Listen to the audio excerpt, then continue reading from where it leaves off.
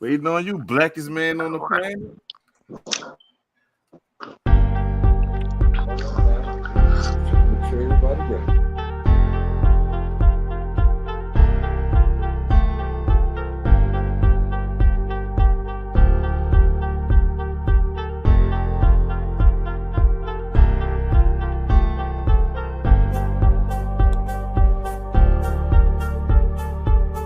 Fucking shit. Man, one of y'all go ahead and hit the button, man. My shit fucking.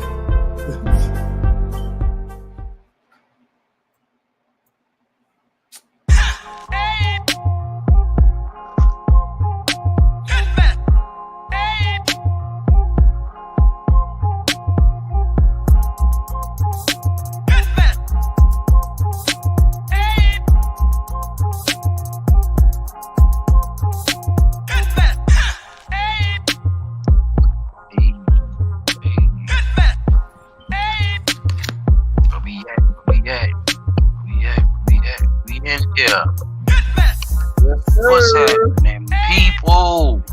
What up? Welcome to the smoke session, where we do topics, conversations, discussions. Might rib, you know what I'm saying? Might have a couple of sessions, news, commentary, sports, politics, history, and all types of fuckery. We always telling people to bring that smoke, because we roll up on the spot. If you don't know what that means, you gotta watch the show a little more, and it'll all click to you. If you under the age or a hater, call your mom or your dad to come watch it with you, because it's parental advisory for fakes and children. I am your host, Nate Hayes, aka Silent Child 17. Chop Trizzy. Is it tracks on the fucking Ibby.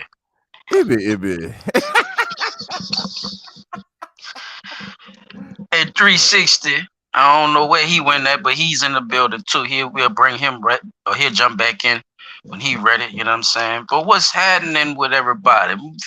Filling the room out. What's going on with your job? How your week was, brother? It was good, bro. I seen some shit pissed me off though.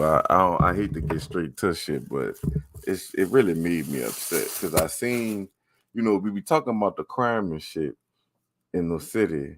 Well, we don't be talking. We talk about it, but not like people be talking about it. But the way people talk about it is as if we the only people out here committing crimes and shit or whatever. And when they do get crime on white people, they automatically just discard it or whatever. Like I just seen them. They got a little dude that be around my house. I know he be in cars and smoking weed and doing all kind of crazy shit.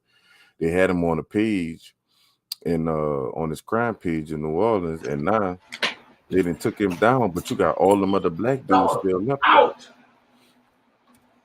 Yeah, hurry up, give it to me. Yeah. Hold on. I muted him. Yeah, I muted P. Dot. We good. Okay, I was about to ask you why you give me a reason why, besides the obvious, why you think they took it down, knowing that we have these type of discussions and topics. The mama probably reached out and was like, "Could you please take it down?" Because she don't want to be looked at as a deadbeat.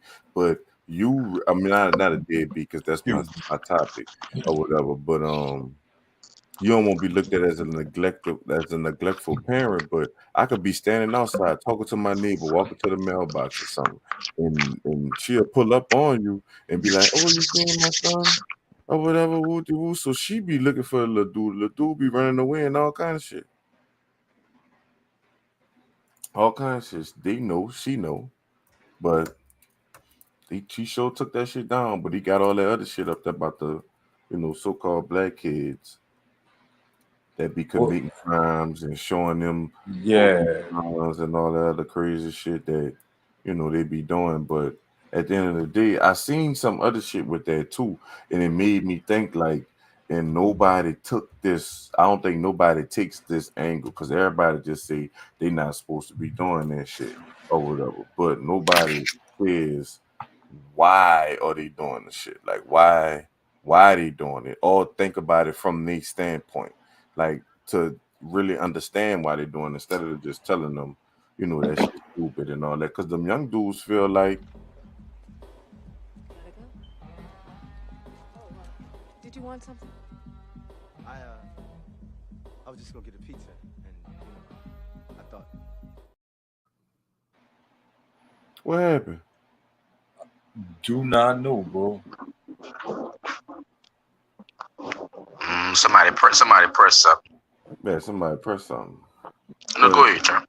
I'm just saying, like, I don't think they think about the kids and how the kids actually feel. Not saying because they already get ruled off automatically once you see they got guns or doing some type of crime or some shit like that. It's not like people say, "Oh well, what we could do to." Some people do say what we could do to help them, but you got to understand them to help them. You know what I'm saying? And Right. I think that's the disconnect between the adults and the kids. Like we know it's stupid. We know it's the dumbest shit we ever seen. We know it's dumb. We know this, but they don't know that. You know what I'm saying? And the way we conveying it to them, they still not getting it. Because what we gonna say? We gonna lock them up, and we know the system don't fucking work. You know what I'm saying? It just is what it is because we know how broken the system is. They got people that really do need to be let out, but they still got people in there that's gonna get out with and still be doing the same shit because they just weave through the crack and they was just trying to be slick and they just used something because somebody else was fighting. It's just like something as simple as the locking up the juvenile life or whatever, because they've been talking about that shit a lot.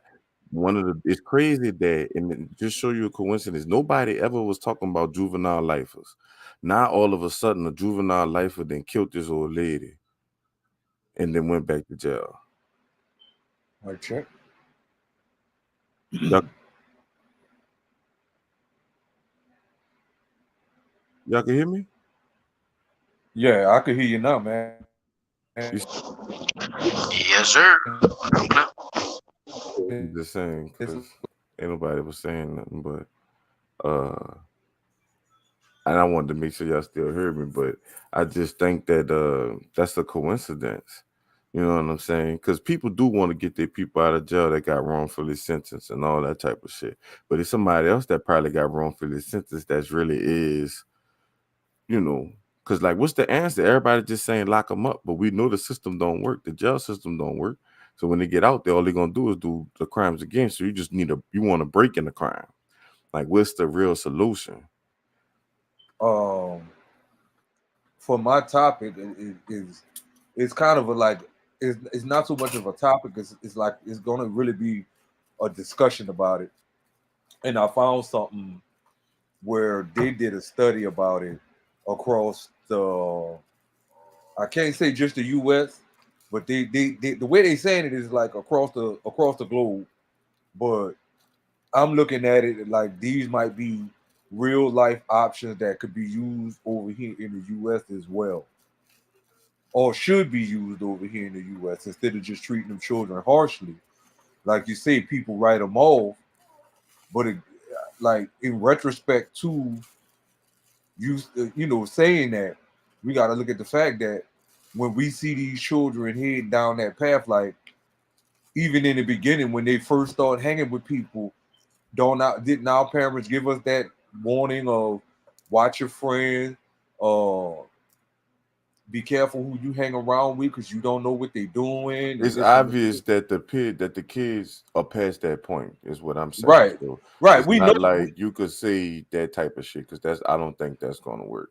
That's what I'm saying. Like basically the same tactics that our parents use, we can't use. We have to be different because these kids are different and the generation is different. It's more tools to them. We didn't know as kids that our parents couldn't whip us. That was their main go-to for everything. And whip your ass. So Right. but that didn't But work for everybody, like I was saying, whichever episode that was. or whatever. Some people didn't get it or whatever. And I think another thing is, I think when people really see the percentage of people that really do crime out of the whole community, I think that'll make them understand that it's not as many of them as we think it is. One, and two, that shit, it's just not as much. We're not doing as much crime as they make it seem like we're doing. If that, I know that sounds crazy, but once you see the numbers, you'll understand what I'm saying. Mm-hmm. And I don't think, and the good thing about what you're saying, though, Chop, is the statistics that for the mouth segment, when they show the numbers, they're not giving specified numbers as to a specific race of people or a specific country.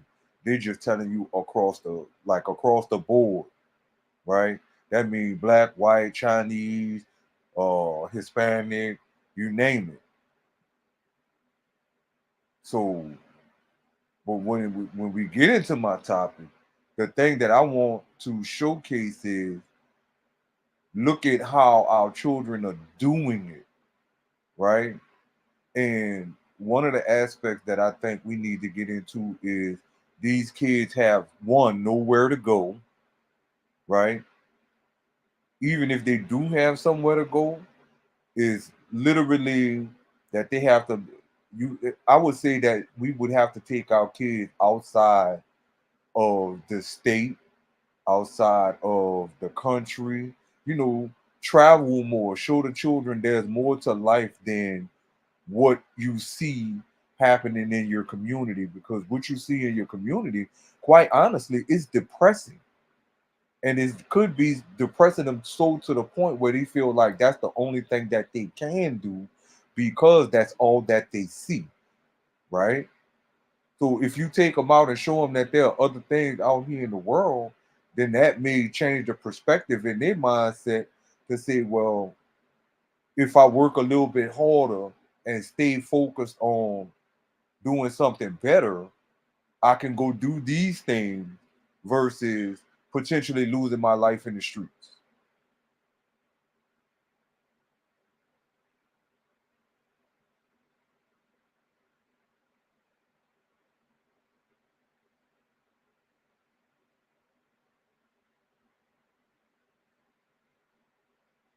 Hello?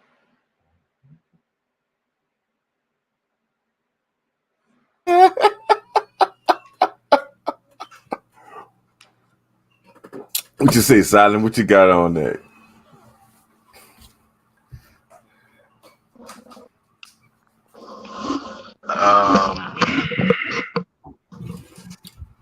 Well, it's a lot of different things. I mean, y'all unpacked a lot in them 13 minutes. But different strokes for different folks. Certain people don't live in certain areas that don't have all agree with the same thing. Uh, Sometimes when you separate race and not actually deal with the problem, then you have all these extra organizations and conferences and all this stuff going on with all these different opinions when the base solution never gets talked about. I was just talking to y'all the other day about, the 12-year-old boy. He was armed, going to a Sonic. This was in a upstanding, upscale white neighborhood. You know what I'm saying? But this little boy in that bitch listening to young boy or something. I don't know.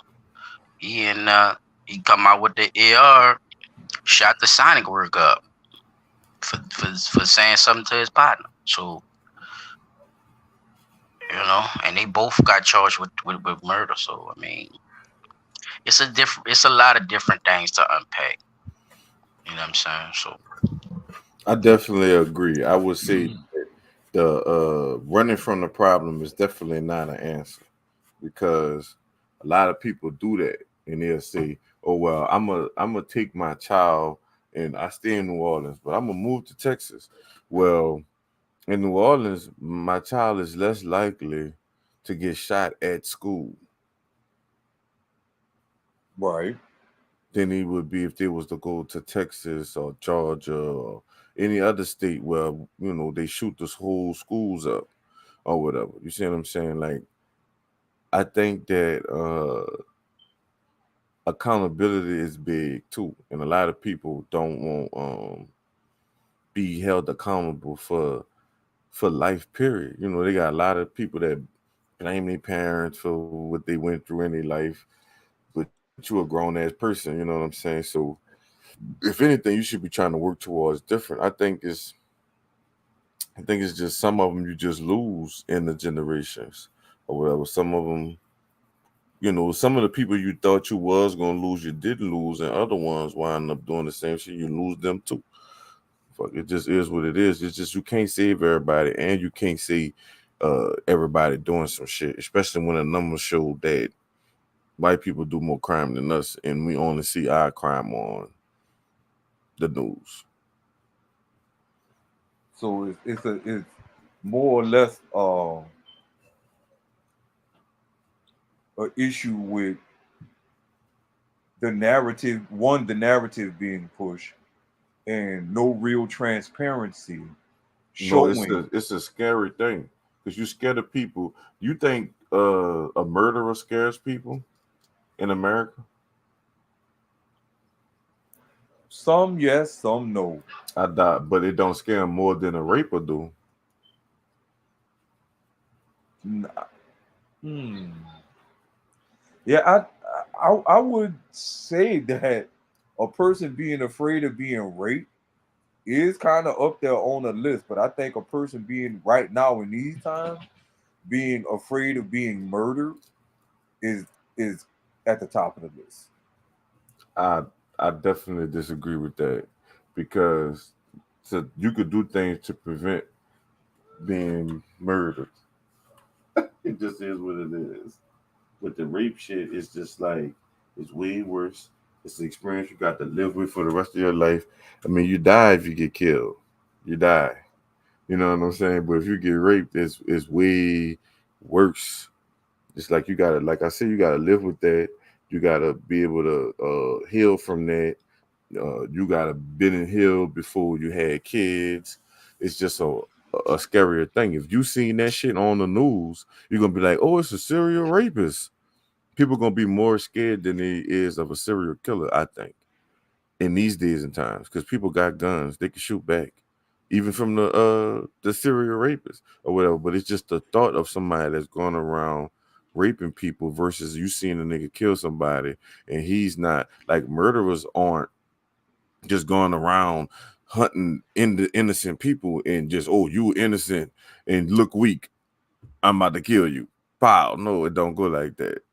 That's rape, it come with the predatory thing and all that shit or whatever. That's why they don't tell you about the rapes and shit that be happening. And you just get the letter in the mail saying this person is a sex offender versus them saying that shit on the news. Okay. It makes sense though. It definitely makes sense. So I'm not. I can't even disagree with you on that, bro. Because quite honestly, and at one point you did hear about when the person got raped on the news, and you're right. They don't broadcast that like talking about it no more.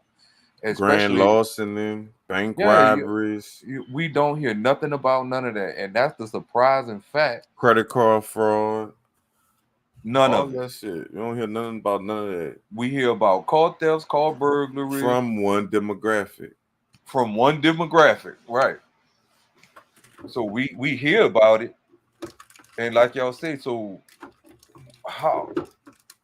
First, we have to investigate what the problem really is with with the whole situation, and With DDC, because you can't keep telling me it's just my race. You're right. You can't keep just telling me that. You can't keep just telling me that. You can't just tell me that my kid's bad and they the ones doing all the crime and all this other shit. You can't just keep telling me that. None of that shit. But what you that's all I had was before as something else. You had something silent you wanted to Yeah, I was just trying to break the ice, see how everybody was doing and stuff. You know what I'm saying? Before we jumped into the other news. If one of y'all had something for other news, I put the thing up and we could start the other news. No, I didn't have really anything for other news this week. Wait, I think I got something for other news because I think this gonna prove that the justice system don't work. So here Okay, we go, right here. I got pull something. that up. I got the banner for you. I got something for y'all, bro. And it's just this one incident, you know what I'm saying? But this what they telling you to send your children. He had several prior arrests, including This what they telling you to send your children, bro. cousin of New Orleans. Sources tell Eyewitness News he had several prior arrests, including possession of a firearm and simple burglary. Police are still looking for other suspects in the murder. In court, Prior arrests,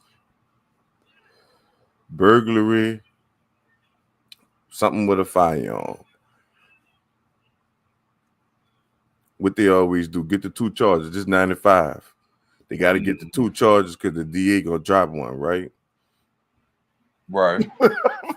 this afternoon, cousin's family declined to comment on camera, though privately they said they believe the Nichols High School sophomore is innocent. Classmates described him merely as a class clown.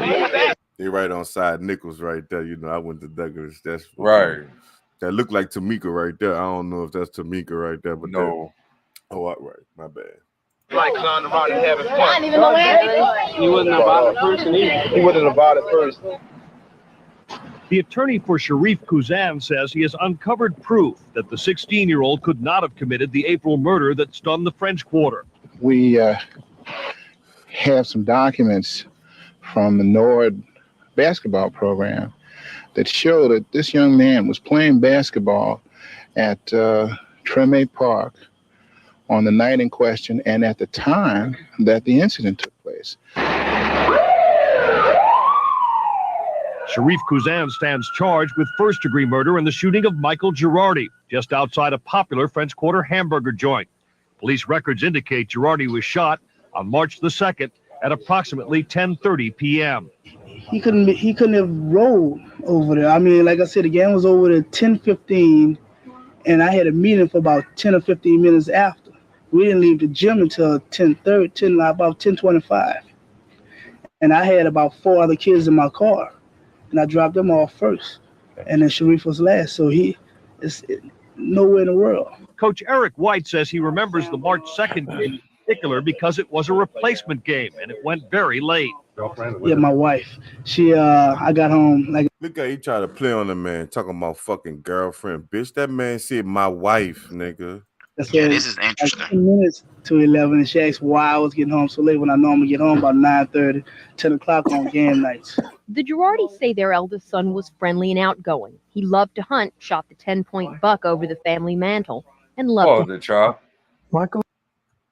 Did anybody ever really notice that she holding her head down, trying to play that sorrow role, like, you know, that woe is me, feel sorry for me? I know she did. This is a child, a black child, 16 years old. They don't have no physical evidence on him that he did shit. They just got eyewitnesses that say that he did the shit. That's it. This is 95 in New Orleans, and this is where y'all won't send our children to. This is what y'all won't do. Not everybody, but the people that just want lock them up. They need to be in jail. Yeah, it is kind of crazy. This shit fucked up.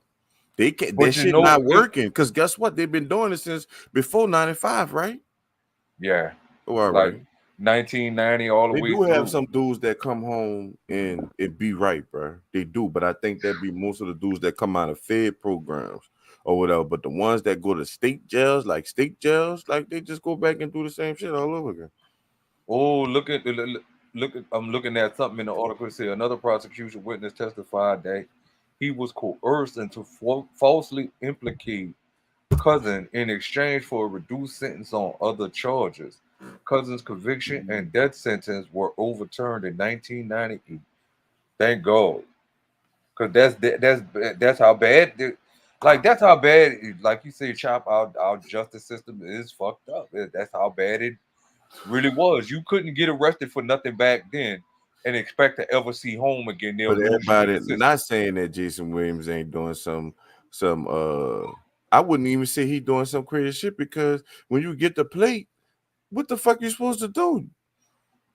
They still got a 61% conviction rate. So that means 40% of the people are what I won't say 61, so 39% of the people that Had to going be there let. getting plea deals or pleading out or whatever. Yeah, but even with the plea, that still counts as a conviction, though, right? Sometimes I don't know. I don't know how they go. I never had the plea. Now if we really gonna look at it like that, then the 41 or 39, the 39 would be people who had to have their case overturned because of bad evidence, bad witnessing. No, we can't say that because he wrong for letting people cases off, right? That's what people saying. He shouldn't be doing that. That's what they saying, but that doesn't mean that he's not doing due diligence when it comes to being able to spot, identify any They inconsistencies. trying to blame the dude that killed the girl. I just was telling y'all about the man that got out of jail and then he came back. That man went to jail in the 90s. Jason Williams wasn't the fucking DA in 1992, nigga. No. So what the fuck? I think Jason Williams was still How you try to point at the Jason DA? They got a Williams. whole news thing about trying to point at the DA behind that shit.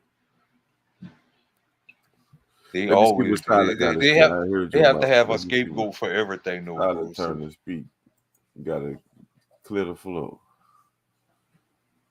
What's Tyler there? No, I appreciate it, brother. I was just, listening to y'all, just trying to kick back. And two things I didn't hear y'all bring up was racism and systematically being a part of this whole kabako of fuckery. And now putting our people in place of this systematic shit. See, now it's different folks, but it's the same strokes. It's the same systematic bullshit that has been going on, that's been keeping us in these certain turmoils as a so-called people and keeping them in place as a so-called people. So now that we have colored faces of melanated people that's in the office that's supposed to be doing this, supposed to be doing that, you could see what part they are in this big fight or this big game. You could tell that they are systematically still keeping a lot of that bullshit in place. okay. That's fact. And you're That's right. big facts. You're right. I We can't didn't disagree with even that think at about all. that. I can't disagree with that at all because it is. You gotta think about it. That's like building a building, and you're a slumlord, and then you turn that bitch over to somebody else. To you as a person, all you're gonna do is be mad at the next person that passed the buck.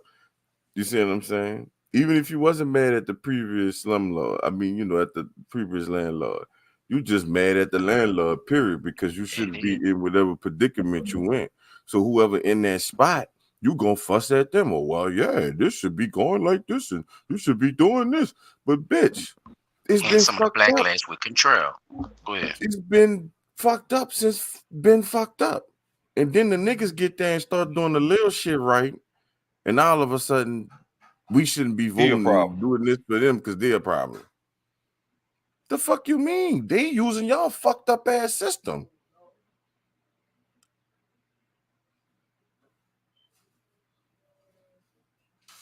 You can't do that. I think one of the biggest things that we do tend to overlook is the fact that when it comes down to people of color using the system that they designed the way it's supposed to be used, that is a part of the problem. Exactly. Like, oh no, you can't do that. Why not? This is your That's the system. rules. That's what y'all say. Oh, well, you ain't got to worry about that. Oh, you ain't got to worry. Bitch, I've been practicing doing this whole time. And now I ain't got to worry about being the high up I get in this job. the more I see y'all was lying, bitch. Right. Like, you see what I'm Right. saying? Like, that's crazy. I mean, but it's the truth. Because the higher up you go, you see all that shit bullshit. They just telling you to go do something.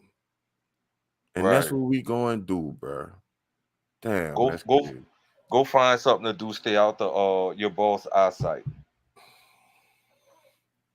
When they can't get you, son, when they can't get you One thing. for one thing, they get you for something else. You already got one strike. And if people don't believe that shit true. You already got one strike against you because you so-called black or whatever. So it It's is a what it constant is. struggle. Yeah, it's a constant struggle. And a lot of other races don't understand. That's why you hear them talk the way they talk, like as if we can just get over it, or this is just that. Won't you relax? And, well, this is not that, and this, all these extra excuses instead of like you were saying in the beginning, or like I reiterated on dealing with the core problem. And if it's systematic, then the system has to be shut the fuck down and reprogrammed and reset. If nobody's not willing to do that, then that's all they doing. They talking shit and they going in circles. Perfect Colored example. or white. Creflo Dollar. You've been preaching Come the on, bro. God's word since I was a child, bitch. You was on infomercials and all that, bitch. He was on all that, praying to God and healing people and all that shit, only to come out and tell people they shouldn't have been giving you tithes because that's not what the fucking Bible say. Shots fired. The fuck is we talking about? All these years I've been Did we tithing see? But 10% to the this what we church. didn't see. What we did not see was a big old backlash collectively from the so-called black community. We didn't see that. No. They just found another church to go to. Forgive That's all they did. They turned the just other found cheek another and church went to the go other way. to. That's it. That's it. You ain't see, maybe I just need to read my own Bible and, just get it straight. No, you ain't say none of that. You just kept going with the program. And that's another thing that I think we need to start reevaluating. Because I was talking with a couple of my coworkers about that shit today. Like, we really got some work ahead of us, and it's not no long order. Well, I ain't gonna even say that. It's not a long road. It's a fight, but it's not that big of a fight when you know what it is that you must do now, right? So we know that a lot of the stuff that we've been taught over the courses of years and years and years are now being debunked. The truth is coming out. It can no longer be hidden. So it's up to us now to decide whether we're gonna move on the principle of we want change and go about acting on making that change happen, or are we going to sit down and watch the next generation go through the same foolishness we went through, and then they get to the age we are now and decide, okay, you know what, there's something not right about this. You see what I'm saying? Like, at some point a change has to happen, and enough people are speaking on it, but we still got to get these false leaders out of the way for us to get in and do what we need to do on the back end. Because the longer we got them false leaders up there, we're gonna have a problem with really being able to get in the door to make the change happen. Yeah, we could protest till we blue in the face, but until we get actual people in those seats of power where we could start saying as a collective whole, no, this is not what I want for my people. DD504 said, well, so where do we start, P? I got an answer for that if you don't. But you One gonna place answer Before you it. and before you answer that, I just want to say something on that too when y'all finish. Wait, no, let's say what you gotta say first, because he know what the question is. You gotta remember what she asked you, and Silent gotta say his piece on we just talked about. Okay. Basically it was about the when he say we. A lot of times we misuse that word when we talking about contents of doing things and getting up, and I think it should start with I. You know, I becomes we once a group of eyes get together. Facts. If I one like that. person doing Okay, one yeah, thing, you're it right. ain't gonna work, Brown. And this is how Creflo getting the motherfuckers, and this is how the state and the city is getting these motherfuckers. It's the system. It's that thought process. Like you just said about these crooked conscious people that's saying it. This is how they do it. They use that we need to do. But you giving your money to them or to him or her. You see how it gets single when it's time for you to give something? It gets single quick, huh? That we get the fuck out the door when it's money time. Yeah. So just on that, I want to just say, you know, that we thing, I think we abuse that and we need to stop that ASAP. I like for us to say well, because like when you say, well, we got a long road ahead of us. No, it's I have a long road ahead of us because you're speaking as if we're all on the same level. And we know we're not. Let's keep it real. We know we're not.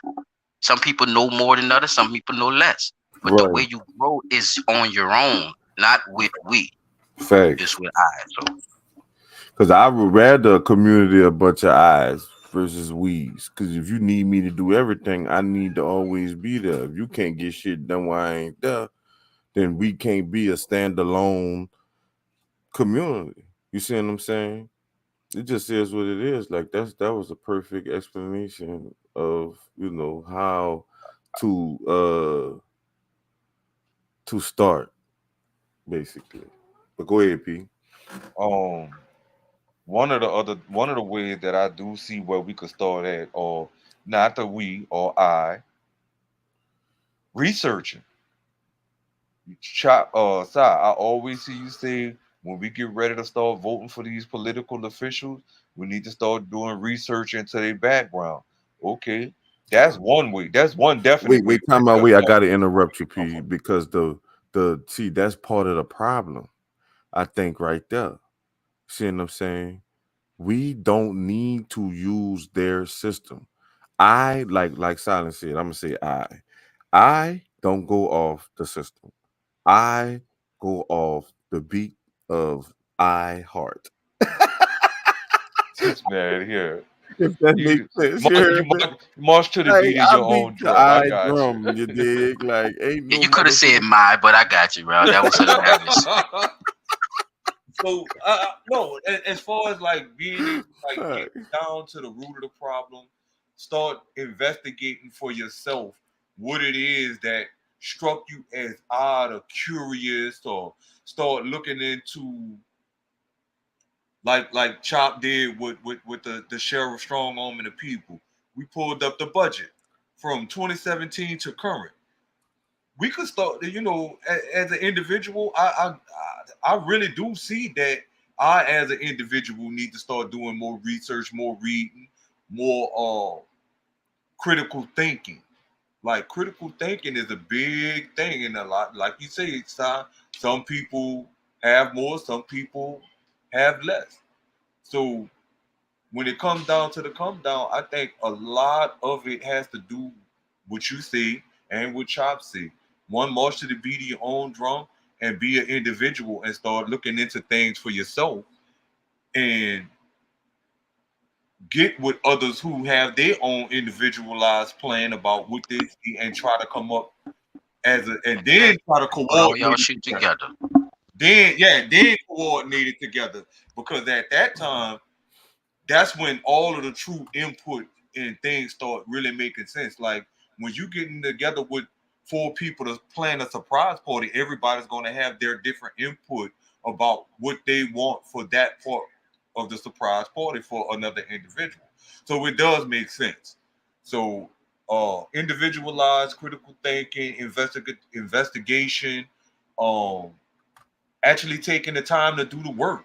Like I see that's a big thing now. Like, if you have the time to do it, then that be the time that you get out and make your voice heard, even if it's just you by yourself in front of the courthouse saying, hey, we need change, or I want to see change in the justice system. Then, like you say, those that eye turns into a bunch of eyes, and a bunch of eyes turn into everybody looking and wanting and fighting for. So I think that's where it could start from.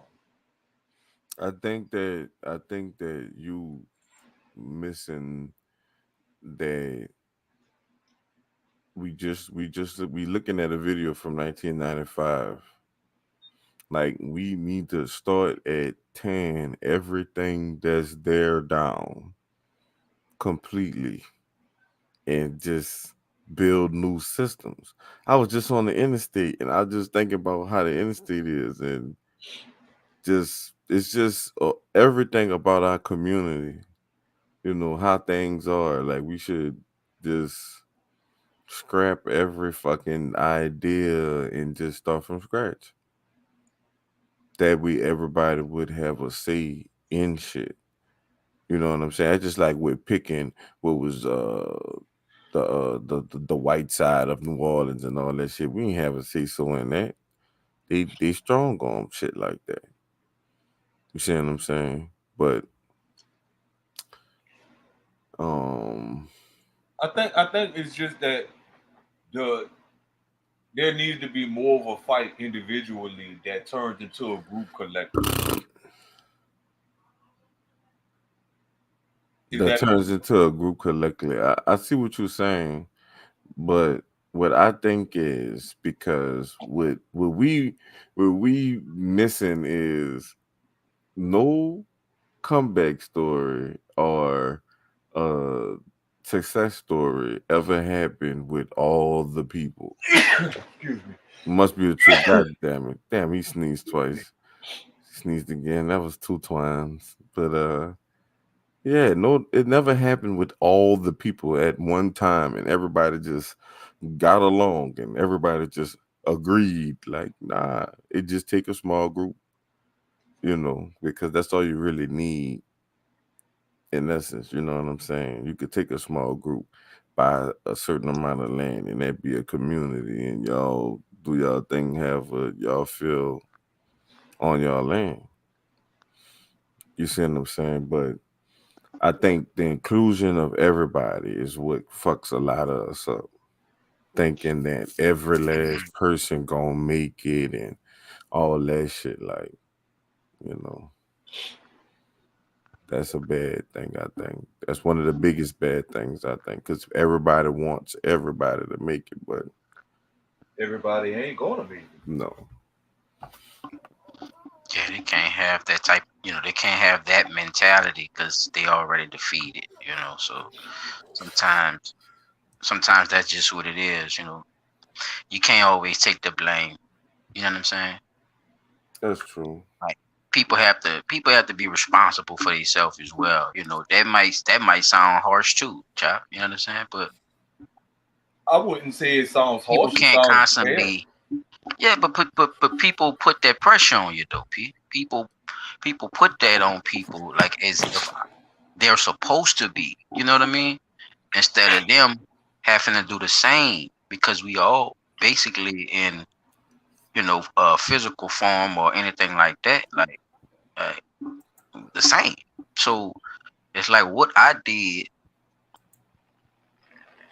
to stop you from doing the same thing that you asking me for. And when that happens, it's the guilt and the blame in the other person that happens first. And then all of a sudden it looks different. That's all. It's like it's a weird thing. And sometimes we word stuff, feeling bad for ourselves because we want to help. You know what I'm saying? I think it's that part. I think that the person who don't do what they're supposed to be doing or get on that type of level, man, it's a terrible, terrible thing to put that on your people too, because like I was saying earlier, the collectively, when it's together and all having a branch, come on, man, that makes a solid tree, right? Foundation. And it grows into something beautiful. Like that's what community actually is. Everybody supporting and doing what they're good at and collectively bringing all this together, man, and making that magic. This is why they made these racist groups to infiltrate that type of power, y'all. That's power.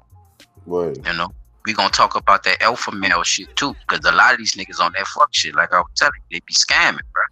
It's about your ends. The alpha male is actually a story. I'm gonna do probably a bill or something, but that's actually a story created by a man who was watching the pack of wolves, right? He thought the wolf that he saw, the male wolf, was lead behind the family. So he started writing quotes and these hypotheses and theories of the alpha man behind a wolf. Come to find out, he was actually waiting on his counterpart. He was actually waiting on the female wolf and the cubs. So the moral of the story is the alpha male is actually the family, not the man. So we got to start rethinking about what we're speaking about and what we're talking about too, because all that alpha male shit comes from the writer I'm speaking of. That shit didn't even exist before he created that book and that theory. So this is what I'm saying. It's the same thing like with everybody believing in Darwin. It's the same thing. Once something comes out and everybody puts it into belief, I could go even lower. Nigga, Steve Harvey, think like a man. He put that out and it became a belief. It became something. So, you know. The statistics say that nigga was the worst husband. This nigga, yeah. Fuck. I'm just throwing that in there while we speaking on the collective and the community. You know what I mean? The alpha male is the community, man. We alpha male if we are strong, divided front. I'm saying a strong collective front. We could jump into them segments if you want, Chad. Go ahead. Yeah, I'm saying. Yeah, that's why I had that beat, keep that beat popping. I'm glad you ran.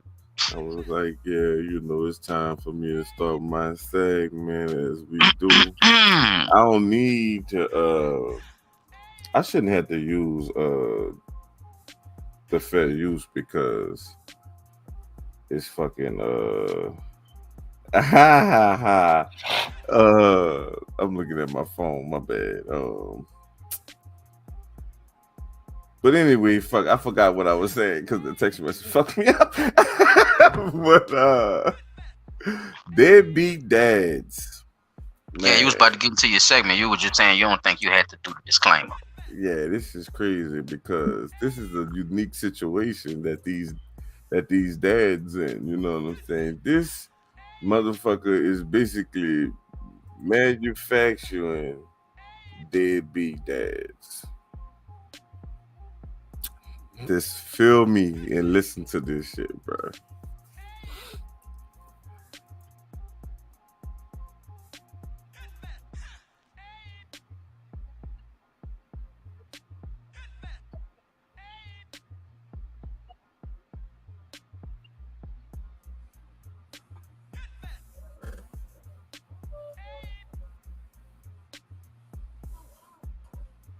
Y'all heard that, huh? No. Y'all didn't hear it. Oh, no. My bad. Because I think I knew y'all didn't hear it. Because if y'all had heard that shit, thank y'all. I'm having. Y'all can see it now? Yeah, it's coming up now. All right, here we go. Imagine getting arrested for having a child with a dead body. Jennifer Burrows is a 26-year-old who was working at a morgue when she was arrested after a DNA test proves her child's father was a dead body she was supposed to autopsy. Huh? Wait, what? True dead dad. If you don't mind, brother, play it again for me. But it actually gets worse from here, because while Jennifer was working as an assistant pathologist at the morgue, she had relations with more than 60 bodies, belonging to men aged 17 to 71 years old. She did this for 2 years until it led to the birth of her son. Her son's father was a 57-year-old veterinarian from Texas, who passed away in a car accident in 2017. Jennifer was charged with 158 counts of indecent treatment of a corpse. So they didn't hit her with the necrophilia charge. This shit's sick, bro. They minimize the word usage instead of saying what it really is. That's She really was sick. out there committing necrophilia, sleeping with dead bodies. Wow. That shit sick as hell. She was Definitely. pumping the nut out the people, probably, and squirting it in herself to the point where she actually had a child. But for a dead person. Many psychologists and experts have debated why someone would do this. The reasons range from curiosity to severe mental illness. Some even believe Jennifer was suffering from psychosis. Alright, after all that, I don't really know how to end this video, so stay safe out there and follow for more. Imagine getting arrested for having a child with a dead body. Jennifer Burrows is a 26-year-old who was working. That's the only beginning part. That's the only part you missed, Silent. But that was, yeah. Yeah, I'm waiting on questions. Shit. Do you think, Claire? I think the first question is do you think it's really possible? And well, go ahead, answer that question. Yes.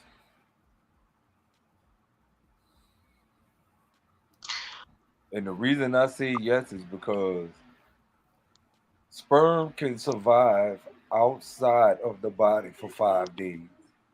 So if this person died that night and she was up in there, doing whatever she was doing, that is a very high probability that she got, like they say, she actually got pregnant by a dead body. So she was using the sperm of the people who had just came in trying to get herself pregnant, is what it sounds like. So yes, that is definitely possible. I got a question before I answer your question. Did they say where she got these bodies from? Because it was a lot of them. Did they say where she worked as a pathologist. Okay, so these were already dead people. Yes. Facts. And she was screwing them. Right, I got that part down, Pat. The part I'm confused with is how, if they don't have brain function, correct? Or does the brain still be on? Mm-hmm. Oh, that nigga said, do the brain still be on? No. I'm saying that because that's a feeling, correct? Like, yeah. To ejaculate, right? Or is there a way there's a clinical way she could juice them before they die? Yeah. Like the what your boy name is, man? Austin Powers. That boy said Austin. Yeah, baby. Dang. Okay. But I don't think so. But I would have to do some research on it. I'm gonna say no. Me personally, I'm leaning towards that. Me personally, I don't think it's true. But I did say, if it was true, and it really did happen, they've been practicing and doing that shit for years. Probably. If it's possible. Is that called necromancy? Necrophilia. Necrophilia. Okay. So it's a word for the shit. Like, yes. It's definitely a thing. Yeah, this. Oh, that's fucking yeah. crazy. If you want to Google, if you want to Google search right quick, show the people some of those receipts because. P, you brought that up. That's a good, we was practicing that. You brought that up. You could share your screen and Oh, look how she did it, y'all. It said to perform the retrieval of a surgeon or urologist may conduct an epididymal aspiration. In layman's terms, extraction of sperm with the needle through the skin of a testicular biopsy. Or a complete removal of the So she was turkey basting. Yes. Facts. I figured that. Because you know when you die, they have to drain all of the blood from your body. All right. Oh my God. How many bodies it was? She got charged 171 counts of that shit. So there's that. That's just that they know of. So ain't no telling how long she really been doing this shit. And finally had a baby after 2 years. So I think damn. this shit fake though. I mean, but by bringing it up and y'all saying there's actually a word for this shit. Cause see right there, the dude Justin Blue, he's saying the story fake or whatever in the comments. Actually, there was a man that got charged for this shit. I think it was like maybe. So people actually do this. That's what I was trying to figure out. Yeah, Like, there's been cases of it, Chuck, in real life. Yeah, nah, son, even don't give it. I don't know if you know this story, but I'm just saying these things have happened with yeah. So you mean to tell me I ain't safe when I die?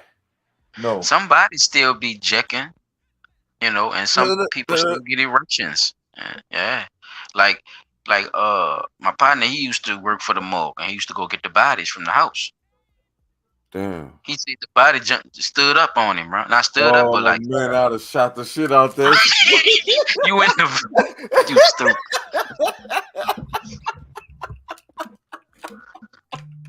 I'd have been playing fucking Call of Duty zombie modes. When he told me that story, I don't know, bro. I said, bro, I probably would have crashed that van.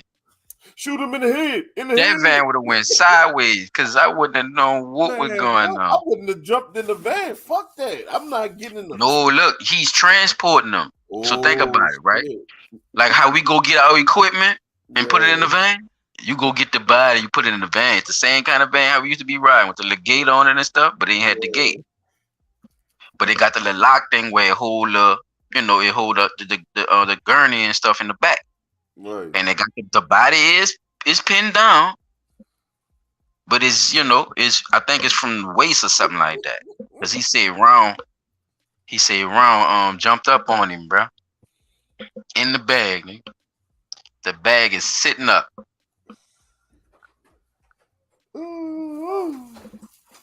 So I went on Google on my phone.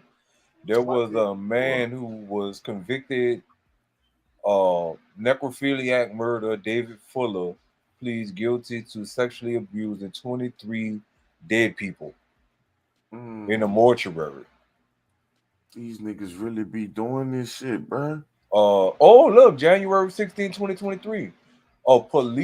Metro police officer David Carrick pleads guilty to 71 sex crimes, including 48 rapes, 12 against women who he urinated. Oh wait, this ain't the one about necrophilia. Deadbeat dad for real. Yeah. I did not expect this. Man. That's fucked up, though. So they really got is literally. That's why they call them deadbeats, though. Because where the term come from? Well, let's Google that. Question too. Accurate. Where did the term deadbeat come from? Because them niggas be alive like a motherfucker. I was about to say, put the chalkboard up there. Put the Google chalkboard up there. Let the people see what y'all talking about. I'm about to pull it up right now. Give me one. Oh, them bitches be alive like a motherfucker. So what the fuck? I don't want it be in that body. Boy, I'd have lit that fucking body up. My bad. Fuck. He was doing something. He already did, bro. I don't think. Man, I guess he wasn't. Much you could do. Because the body still, what I'm saying, bro. Like the body still, go the jerks and little movements, your nerves, and you know what I'm saying? It still be. Here you go, y'all. You be kicking, chap. You still be kicking when you're gone, bro. The compound word was originally used in the 19th century to refer to someone exhausted. 1800s, they been doing that shit. But they're saying beat was the word used as being exhausted, but in the 1800s, deadbeat started to mean a lazy person who didn't perform their duty. Oh, not that. That don't mean sexually. You fucking nasty. No, I'm laughing. Yeah, I'm that don't mean laughing. sexually. You thinking nasty, but see that No, people I just ain't saying thinking that I don't even don't know nasty. do how a you got that. dude.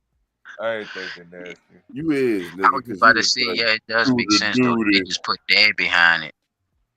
It Yeah, makes sense because they just put dad behind it it. makes sense. They've been using that deadbeat, and beat is another word for being exhausted. Oh man, I'm butch. I'm beat. You know they talk like that. Yeah, I get it. Mm. So look, let me ask you another question, then I'm gonna let it go because I ain't, this ain't got nothing to do with my subject. I just thought about this. What letter in the LGBTQ community? Oh, bull dagger for the B. Or what the B for? Because I was trying to see if they count the bull daggers. Butch. Okay, so they don't count the bull daggers; they call them butchers. You know what? I'm about to do that right quick. Because they don't count the studs. They don't got the studs, and the S ain't in there for studs. Did he say me and that body be side by side? I'm out. Exactly, nigga. Let me get the fuck out of there. The fuck? Oh no.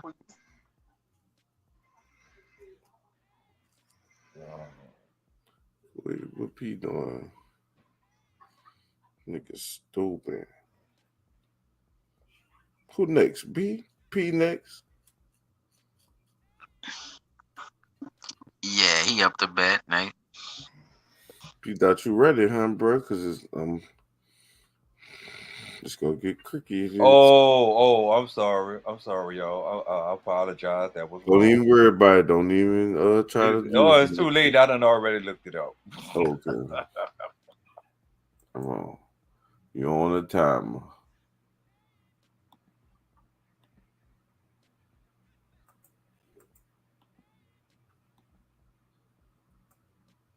Acronym used to signify gay, lesbian, bisexual, transgender, Oh, so the B is queer. for bisexual. What the fuck is intersex and asexual people? I don't even want to know. I don't even want to know. I don't even want to know. Don't show me. I don't care. Because you can't make this shit sound more stupid than it already is. I don't want to know. I just thought they forgot about the bull daggers because that was just like an ancient word. Well, see, the thing is, the bull daggers and the butch, they fall under lesbian. Okay. You see that's why I don't understand why it went from being just straight up gay, which is two people of the same sex having sex with each other, to now gay men, lesbian women. Like, come on, bro. The shit just kept adding on, and it didn't make sense after a while. So yeah, that's the fucked up part. So yeah, my segment is up next, right? Yep. All right. It kind of goes with what we were discussing earlier in the other news segment. But it's just really just like a discussion of what do we do, how do we identify the problem, and so I'm going to pull this up first and show y'all something that was said in the beginning. Well, oh wait, the music playing. Oh, I seen that shit, bro. Yeah, because I want to talk about this for a little bit to see if we could really like figure out what he's saying have any, what's the word I'm looking for? I want to see if what he's saying seem plausible, seem like it's something that could potentially be happening. It does, but I don't think it got nothing to do with the crime. I won't, but we could play it. All right, so let's check this out right quick. In since 1985, really I would say 1980, is an old soul. They are here to fight, but in a way that you don't even understand. They are here to reawaken you, to help get guidance, and they all must be centered. You cannot leave those souls alone. They did not come here to be left alone. If you leave them alone, they will come into the maturity of the animal body and they will fight and kill. They have done it before, they will do it again. If you guide them, they will not be abused by computers, they master computers. In fact, it kicks in their neuron centers faster. The sounds that you hear on the air in rap, the rap is only the soul that is very angry, and it needs to be angry because it needs that strength of, again, the, what do you call it, the gland of fight and flight. Can't think of the gland right now I'm talking about. It needs that kind of a quickening and awakening. But it also needs a time for peace and quiet. And you will find once they go through that, they suddenly fall asleep, and they sleep very deeply, because that is also to bring balance. But mark my word, none of these children are weak. These children are strong beyond belief, and they can take things that you could not take. That's why they chose this time of birth. They can be very good, they can be very bad, but they are not weak. They are strong. They were here for the final countdown. Because any... All right, so that's one of the first things that I kind of like came across, and it caught my attention, and I wanted to know what y'all thought about that first.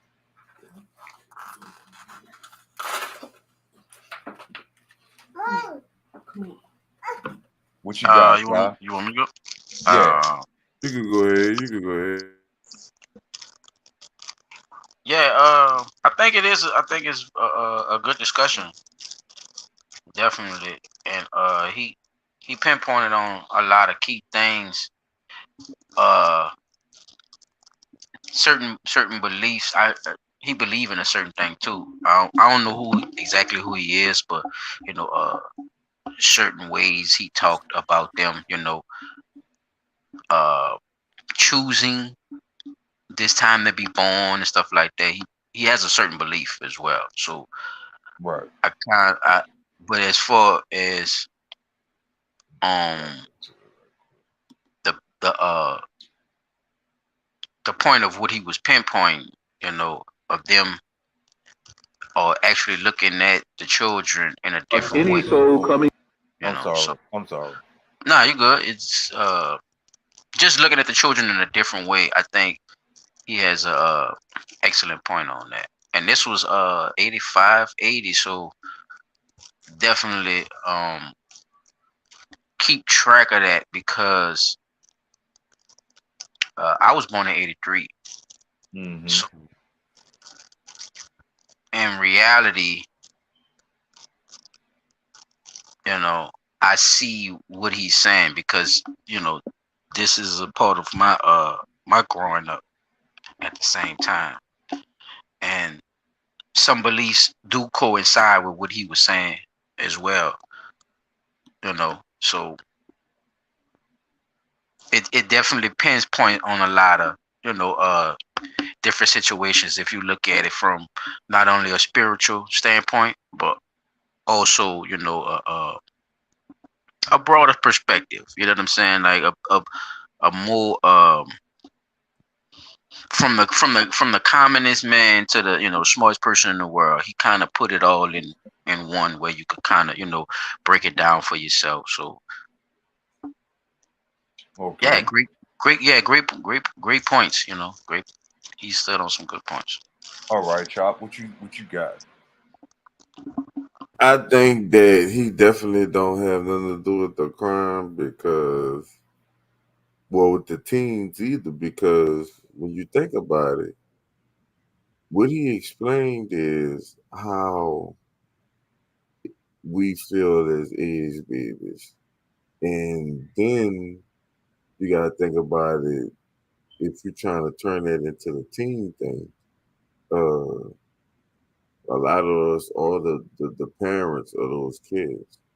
So, but us learning what we know and teaching them technology and they know technology, and we know more things and certain things that we won't stand for, that we certain cycles we try to break with our kids um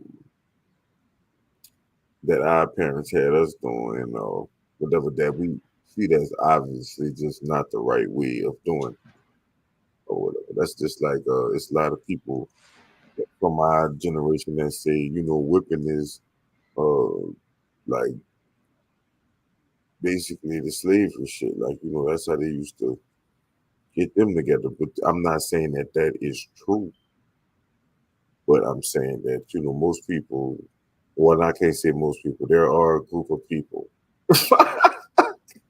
that feel like, that's basically using slave tactics against your child or whatever, and you gotta be better than, in that. It's like in the physical, our physical had to be tamed because our mind was so, like he's saying, with the we could learn and all that shit or whatever, our minds so fast and all that shit. But these kids need the mind. They got the physical, like in a sense, because they got the.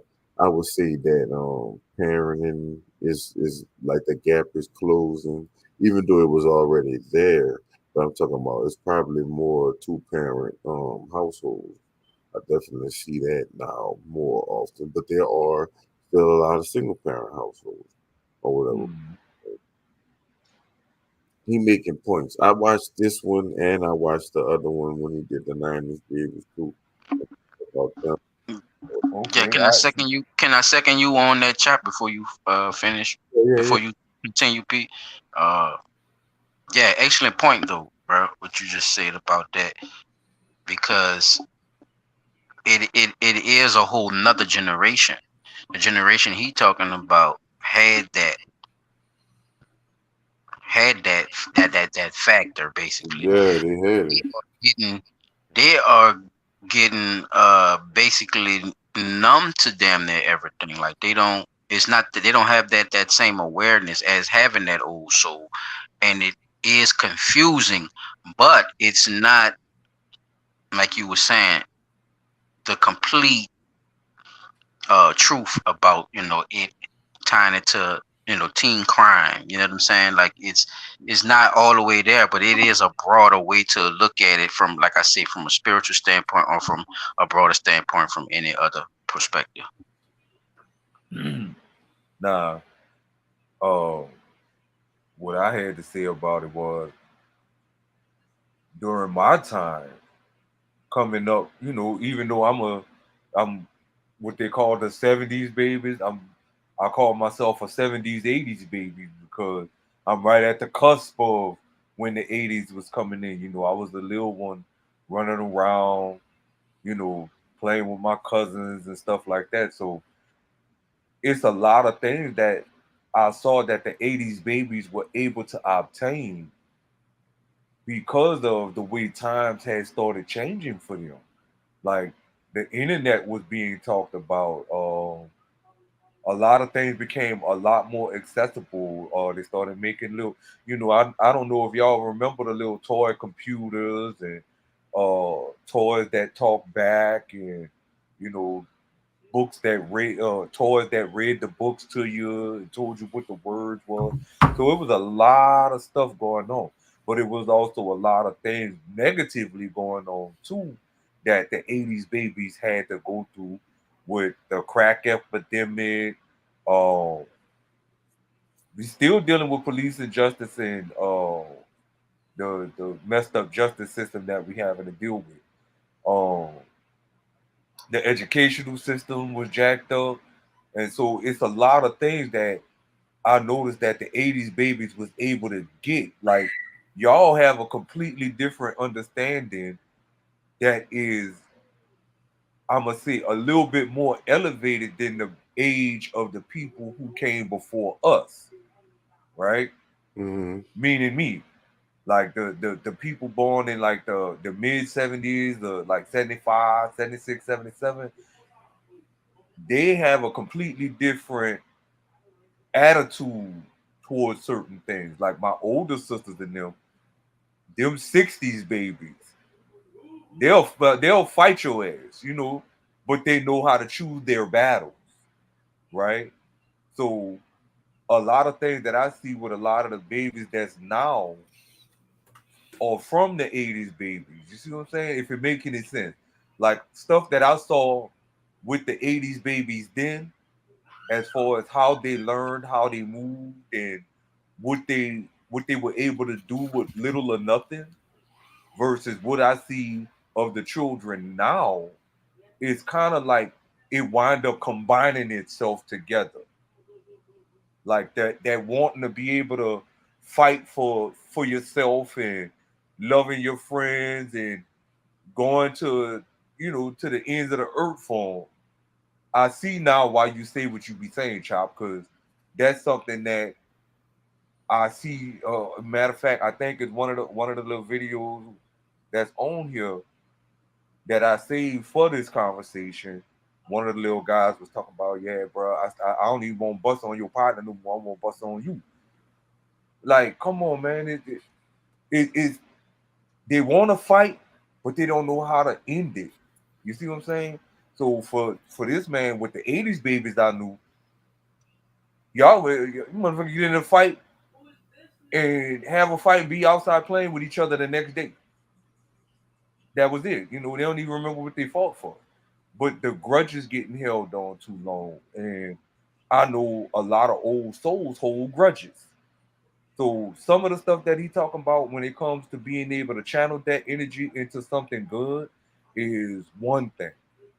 And like he said, it could be either good or bad, but they need to be centered and they need to be shown that there are other things that could do. That's why I was saying, like, if we take our kids traveling outside the state, let them see that there's more to what's going on outside in the world versus what's going on within your community. Maybe that'll help change the perspective of things, you know? So that's what I had just wanted to say. I have another couple of videos that I wanted to show y'all. This one is this it? Yeah. So this was the one with the kid that got shot at Booker T. Washington, but there was a video. So I just want to see what y'all take is on this video and see if we could talk about what we're noticing happening with these kids. Is that cool with y'all? Mm-hmm. All right, let's check it out right quick. Young Warrior caught a leg shot, trying to stuff dude in that gut, huh? Alright, kill me. You niggas feel me? Press low, that's bro. Niggas this ain't know we on go. Your body got my phone. Got hit with that stick in his toe. Oh my god, I was in right. Why you told like that, DB Mikey? Dang, tell them niggas stop behind, let's get it. And our uptown hoes about to come back all week. Oh, Rick, where you at? You in the hood? Them hoes ain't throwing up peas no more, dog. Them hoes throwing up them seeds. Listen, I'm in the A with some killers. Had the what I see. So, I find it's disturbing to see our children doing this, man. It's really disturbing to see our children doing it, and listening to hearing what I'm hearing, what they listening to in the background, like your boy said, is in the air of the rap that they listening to, right? Could their minds be that weak that they're letting something that people are just rapping about influence them into doing these said things?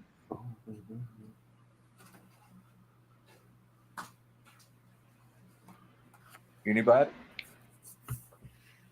Wait, what your question was? I say, do y'all think that their minds are weak, that they are letting things that they hear and see affect their way of thinking? No, I think they come from single parent households. Because I'm wondering And how this these is the status of the kids being kids too, not too. It's this is the standard of kids being kids now, dude. All this shit is accessible to them. You know what I'm saying? That's a part of it too. And looking at the comments, y'all might think it's crazy, but those are the guns that the government put in our neighborhood. Ain't no way all these kids got machine guns. I know for a fact they not getting those You guns can't say stuff like all the, over breaking into cars. can't say words like all though. That's not accurate information. Cause not all of the kids have guns. But you just said all. No, I'm saying it, I'm reading off in the comments. You see I'm what I'm not saying? saying like they can't say We all. know, right? We know that they. I think that what they're saying is the ones that where the videos are showing the kids with the gun is one of the things. Because I went through the video, I went through the literally the whole page of Get Your Kids NOLA, and there was a section in there where they are like they literally showing you the kids with the guns, but they also showing you that there are jobs hiring, counseling, therapy, community-based programs. Like they showing the parents what's going on. Now, all the ones that say picture mail, those are the ones where people are, you know, literally, I guess you could say screenshotting this and sending it in. But ain't no way, dude. Like he, they talking about the girls being murdered and stuff like that. But look at what we seeing. What we supposed to think? Now that's just one page of it, but like, what are we supposed to understand? Like, why? This one pissed me the hell off. Look at this, right? Look at what we seeing. What's the problem? So, all right, give it back to me. And they think the shit funny.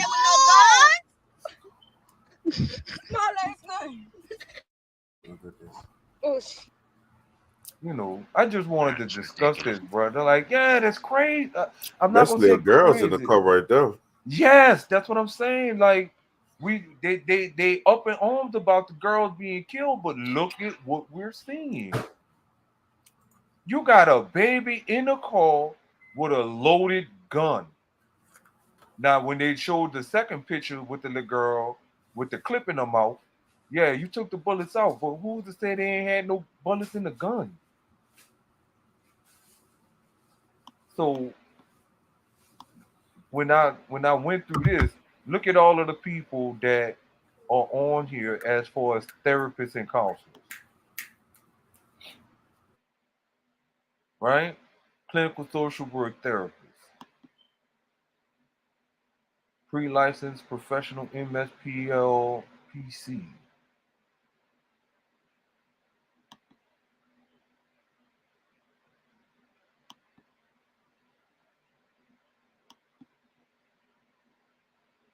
You know, if you concerned that your kid has problems,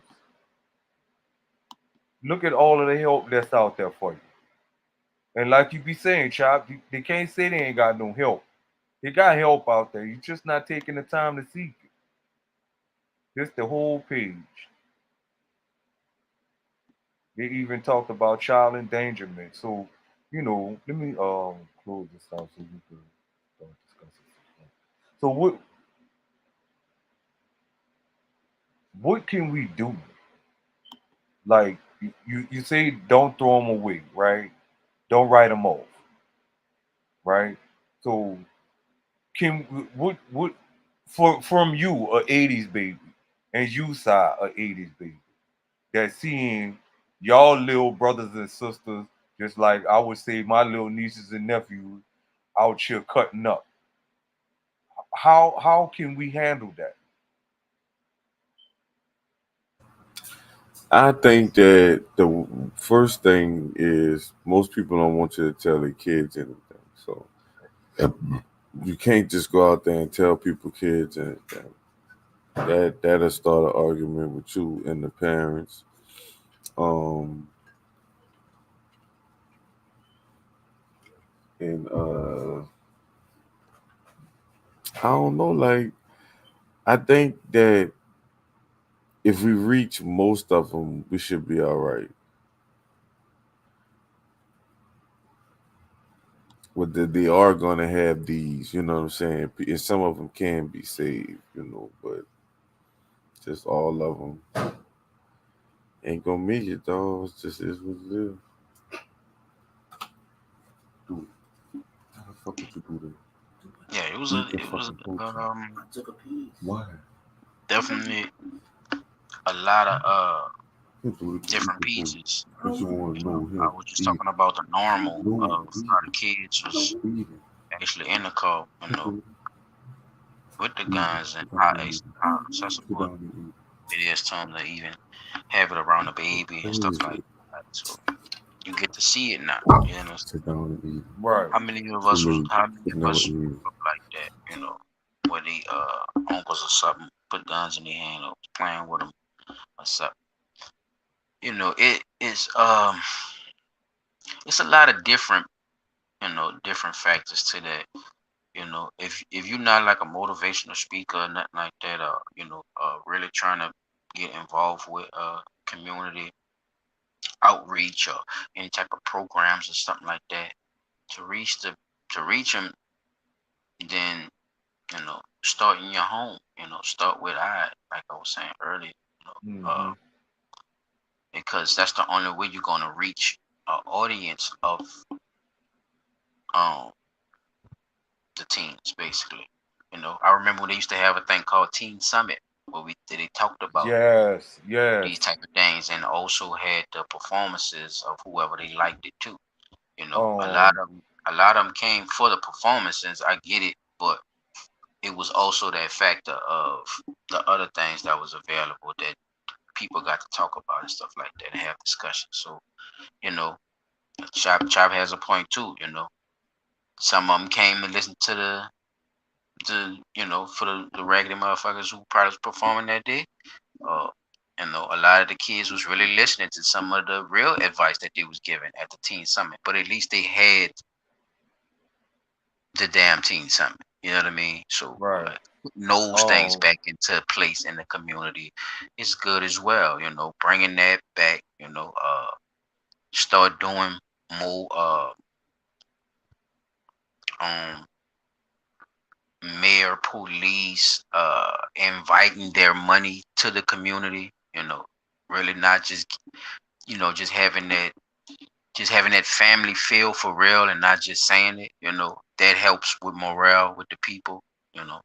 Stuff like that. I just think there's a lot of good ideas out there.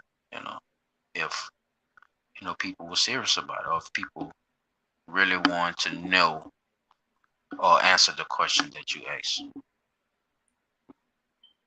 Along with piggybacking off of what you said about Teen Summit, I don't know if y'all remember there was a program called the National Youth Sports Program. Y'all remember that? It was the NYSP. I used to go to that, bro, and I ain't gonna lie, bro. I think that was something that was good because I started meeting people from all over the city. You know what I'm saying? And nobody was there on no humbuggish ass shit. You got there, you had fun. They had activities for you to do. You can go play ball. You can go for the girls. The girls had the jump ropes. The boys had the basketball. They had ping pong. They had like a little indoor tennis court. You could go play volleyball, whatever. It was always something there to keep you busy and occupied. If you needed help with your homework, they had help with with your homework for you while you was there, whatever like that. So I think that that's something that really needs to happen because I noticed we haven't had a teen summit down here in a very long time, right? Whatever happened to the super fair? Remember, we haven't even seen the super fair Fuck what? I'm gonna say about maybe the last one I remember was like maybe 2002 for the Pepsi Cola Super Fair. You know, I mean, it's just little things that I think that could be brought back that might change the tide of the way things happen. Because, like, like you say, bro, they got a lot of things that they could be doing. And we talked about it on one of the other episodes, and I was saying that a lot of our black excellence is being overshadowed by people doing foolish things out in the streets. And a lot of these guys that's out there are smart kids. They're just making very bad decisions based on some things that I know for a fact. Well, I can't say I know for a fact. I'm gonna just say I know if it were me, these decisions that our young brothers and sisters is out here making now, I would have had a long, hard think or thought process going on before I went out there like these young brothers is doing. And I get it. There's really no fear with these guys anymore. It's like I'm damned if I do and I'm damned if I don't. If that make any sense. So Well, the guns is like a accessory too now. That's like a part of getting your dressed now. clothing. That's part of your clothing. So looking at it from like your boy was saying from the '80s babies, like that was the furthest thing from my mind. But now that's a part of you getting dressed and shit now, or you having to you know have that on you, or it just is like I see the differences. That's why I was saying about Right. It's a big difference. accessibility, and it Yeah. also has another reverse on it. So Right. Because the for my time, the only time I ever held a gun at a young age was because I was being taught to hunt with that gun. Go hunt some rabbit or some game out in the woods or whatever, a deer or whatever.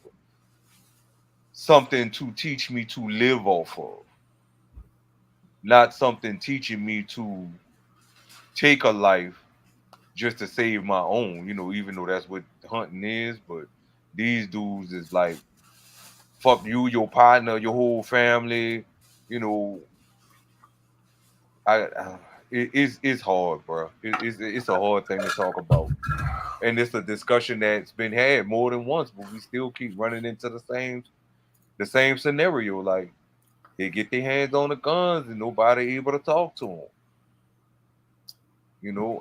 Fortunately, I was able to talk to one little cat before I moved out the Seven Ward, and he started on a path to getting himself together, and then got caught up and was like, "Well, bro, I got enemies." I'm like, "How you got enemies? You, you know, where these enemies come from?" I got into it with somebody. Oh, there we go. you know. So yeah, man. So yeah, I just wanted to have a little discussion and pick y'all brains on it, bro. Cause it's one thing that keeps seeing it in the news, but it's another thing that I think if we keep talking about it more, I think more people will start actually having a true, genuine, open conversation about trying to come up with a solution to the problem after finding out what the problem is and how to start working on it.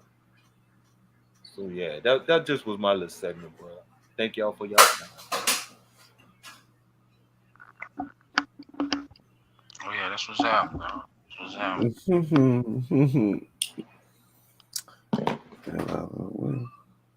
That's what's that.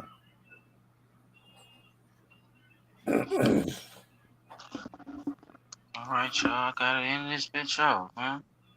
Well, me, I'm coming with. I got a little bit of I'm gonna do a little story time.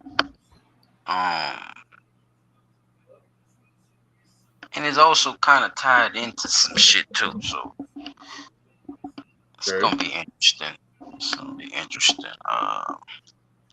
Have y'all heard of the monsters of Mexico? Monsters or mobsters?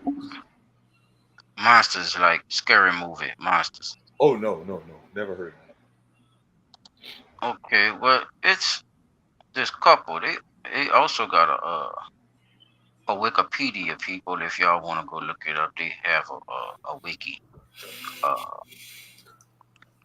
They have a thing. It's called Monsters of Ecatepec. Ecatepec. I think that's how you say that. If I'm butchering your name in Mexico, I apologize, people. But this is a little area out there where this couple, right?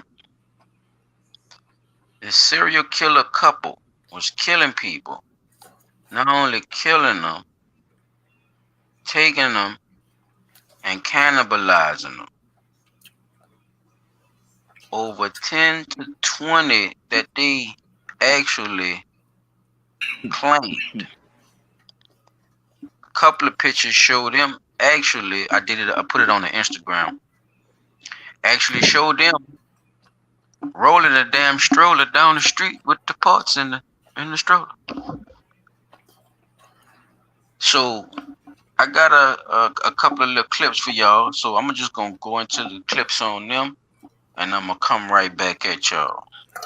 I'm gonna go right on in with that one, and I'm gonna do it like that, y'all. Check me out.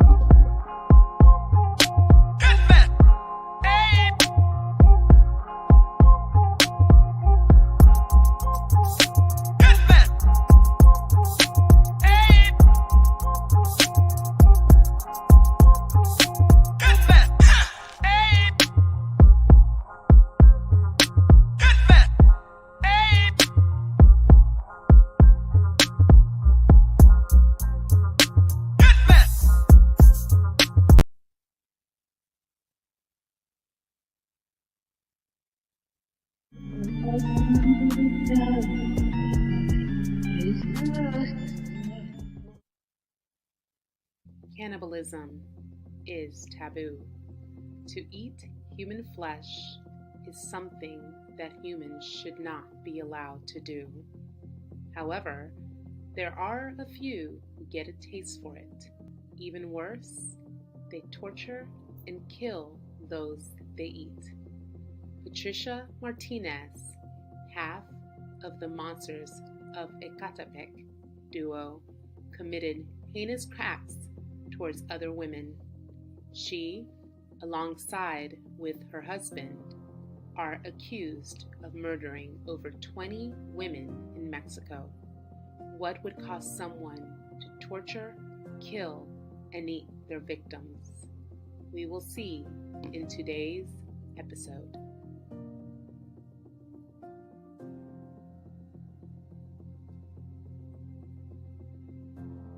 Ecatepec is the home of 2 million people, and it's one of the most dangerous cities in Mexico. A study conducted by Mexico's National Institute of Statistical and Geographical Information found that 96.3% of residents live in fear. This is a city that disappearances and murders are an everyday way of life.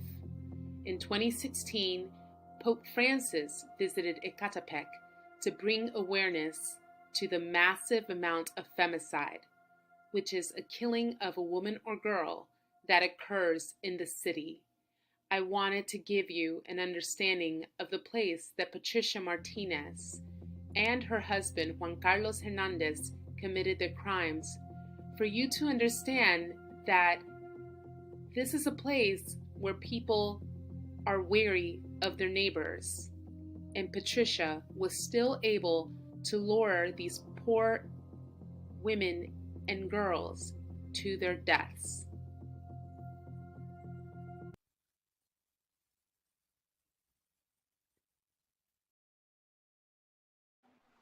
Man, how the fuck? Go get something over What y'all there. got so far, fellas? The beginning of the story. How you say it? Ecotopec? She just did it too. But I'm gonna get it. But yeah, man, it's small. The area. Y'all see it look like Will Smith and Martin ran through that shit with the Hummer. It's a very, what I'm saying, very quaint area. You know what I mean? Very tight knitted.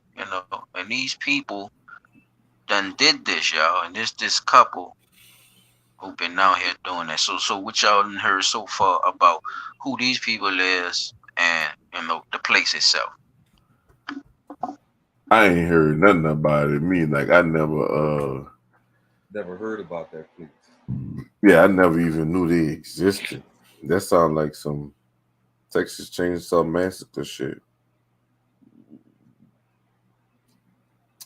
I just want to know, like they saying these people did that for how long? And they were luring young women or young women and men, because I heard the women part, but was it like they were doing it to both sexes or just one? Why not? I think these were mostly women. I don't see no. I did think it was mostly no women. men, but I think the ones they showed us were women, and I think they said they confessed to 10 to 20 of them, right? So But that doesn't two mean or three, give or take, you know what I'm saying, could have been a nigga too. You know what I'm saying? Yeah, because y'all think about it. Remember, we went missing in Mexico a couple of months ago, didn't we? A couple of huh? Oh, all right, yeah. So put that in the back of your head while we talking about cannibalism and a couple who actually doing this for for sport or for food. You know what I'm saying? They like game, like deer. You go home like gator. Like raccoon. They snatching women. So and it's in this area. So obviously it's a you know what I'm saying, like a Mexican project. That bitch. That nigga see a Mexican project. You saw That's what it looked like. Man. It did look like a Mexican project. So, I'm gonna keep the party going, fellas. I ain't gonna hold y'all too long.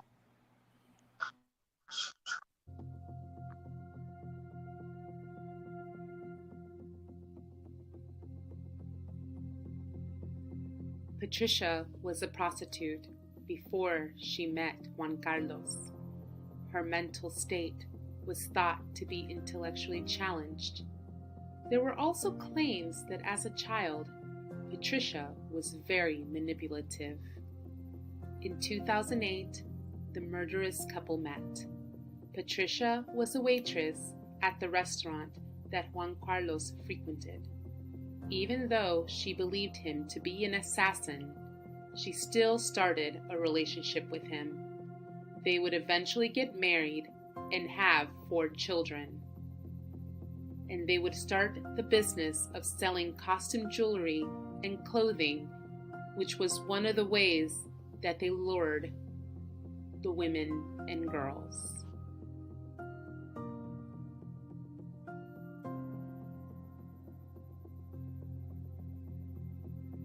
The murders began in 2012. One of their victims was their 13-year-old neighbor, Luz del Carmen, who was also the daughter of their friend. Patricia noticed she was alone, and so she went up to the girl and said she needed to borrow her phone. Luz gave her the phone, and Patricia never returned. The girl went to their house to get her phone back. When she went inside, she was never seen again. Later, Juan Carlos said that he tried to rape her, but because she was on her menstrual cycle, he instead forced her to perform oral sex on him. The poor girl threw up, and after that, he killed her. This is all while Patricia watched. They made cuts on her legs and ate the cuts of meat later. Luz was one of their first victims. Patricia also lured single mother Nancy Noemi Utron, who left her 2 older daughters at home and took the baby girl with her to look at supposed baby clothes. They killed her and sold the baby. They would also kill 2 more single moms. They also killed a mother and her 10-year-old daughter. Y'all there, fellas? Talk to me. Oh, some shit. Yeah, you know we be muted till the video stop. No, I just want to come in like that. That was Oh, just, all right. yeah. But Let me hear you. Let me hear your thoughts. You know, she was a prostitute, right? Let's start from the beginning. Y'all want to go back from the beginning? Her being a prostitute, them meeting. You know what I'm saying? It's on y'all. I'm like trying to figure out like. I'm with Didi. I think it was men and women. I don't think it was just fucking women. They just probably couldn't tame the men and had to kill them or something. Early. I mean, yeah, so I'm saying they only showed 4, but they admitted to 10 to 20 bodies. So give or take. Yeah. But as far as the story though, what y'all got so far?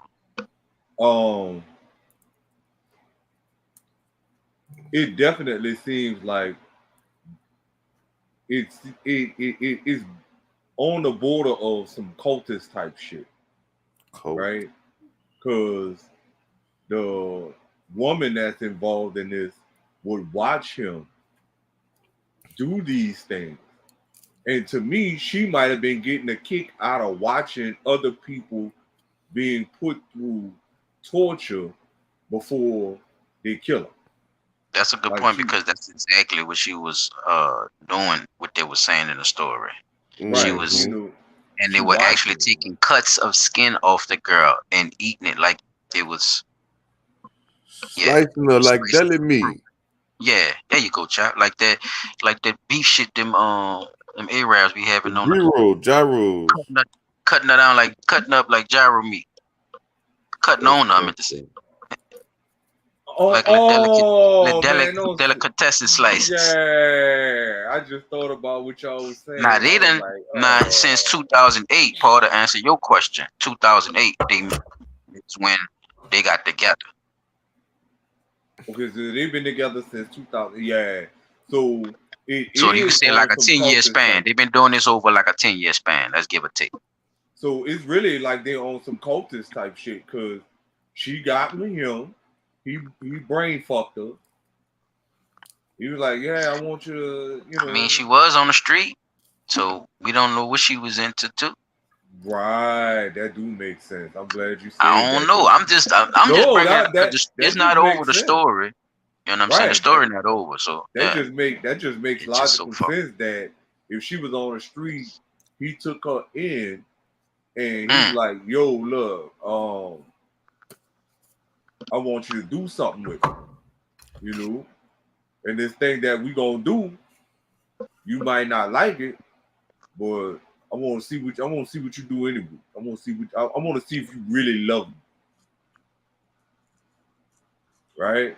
And nigga went to fucking over people, and she was like, "Oh no, I ain't never thought about doing this." She probably ain't never really had the heart to want to do some type shit like that. Sound like they saying she was been down since the beginning, P. Sound like, it was love at first sight. Yeah, that's what I'm saying. It sounds like, oh, you kill people and eat them too. I do that shit. Well, like she sat there, it's like, okay, a prostitute, like, think about a prostitute and the atmospheres and the areas and the people that they meet and deal with, right? These people be doing all kind of freaking retarded shit in front of them, right? So a lot of them do just be sitting there watching, P. So think about it like that. Right. He's sitting there slicing and peeling and, you know what I'm saying? She just looking. And she ate it. Right. She not only ate it, she started helping them. So that means she got it good as the shit went along. Like, man, like she really she started enjoying herself a little bit more. She was into it basically. Right. She was into it. It definitely was some ritual type shit. That's like finding somebody that's a Satanist in the middle of the desert. And you're like, oh, you worship Satan. You rock. Good point. Fuck. You got the Lucifer tattoo on your back with the woo wop, nigga. I got the Baphomet on my thigh. Man. Yeah, man. About the woo wop. And her 10-year-old daughter. From Patricia's testimony, she talks about the murder of 22-year-old Fabiola Lucun Reyes. Her husband posted a sign that he needed a girl to help his wife around the house. And unfortunately, Fabiola responded. When she got to the house, she was a bit nervous when she saw there was no furniture. However, Juan Carlos said the dirty clothes were in the bathroom. When Fabiola went in and had her back facing the door, Juan Carlos came in after her and locked it. When he opened it back up, Fabiola was dead. Patricia says that he cut 4 pieces of meat and she made roast beef. They ate it for the rest of the week. The monsters of Ecatepec would also take their victims' hearts and put them in glass jars to honor their god. In January 2019, the heart of a child was found in the couple's home.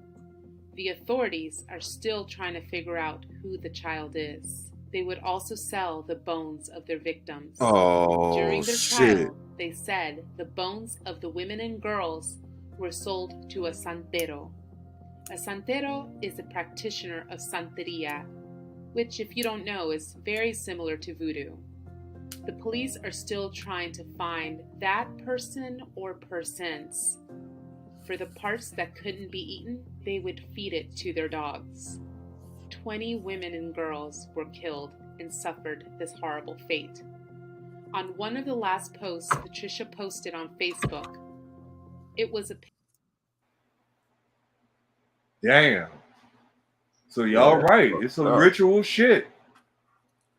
It's definitely ritualistic when we talking about doing some shit that they doing. Like, you gotta be. Now we getting into the depth. Now we dipping into the 6 feet.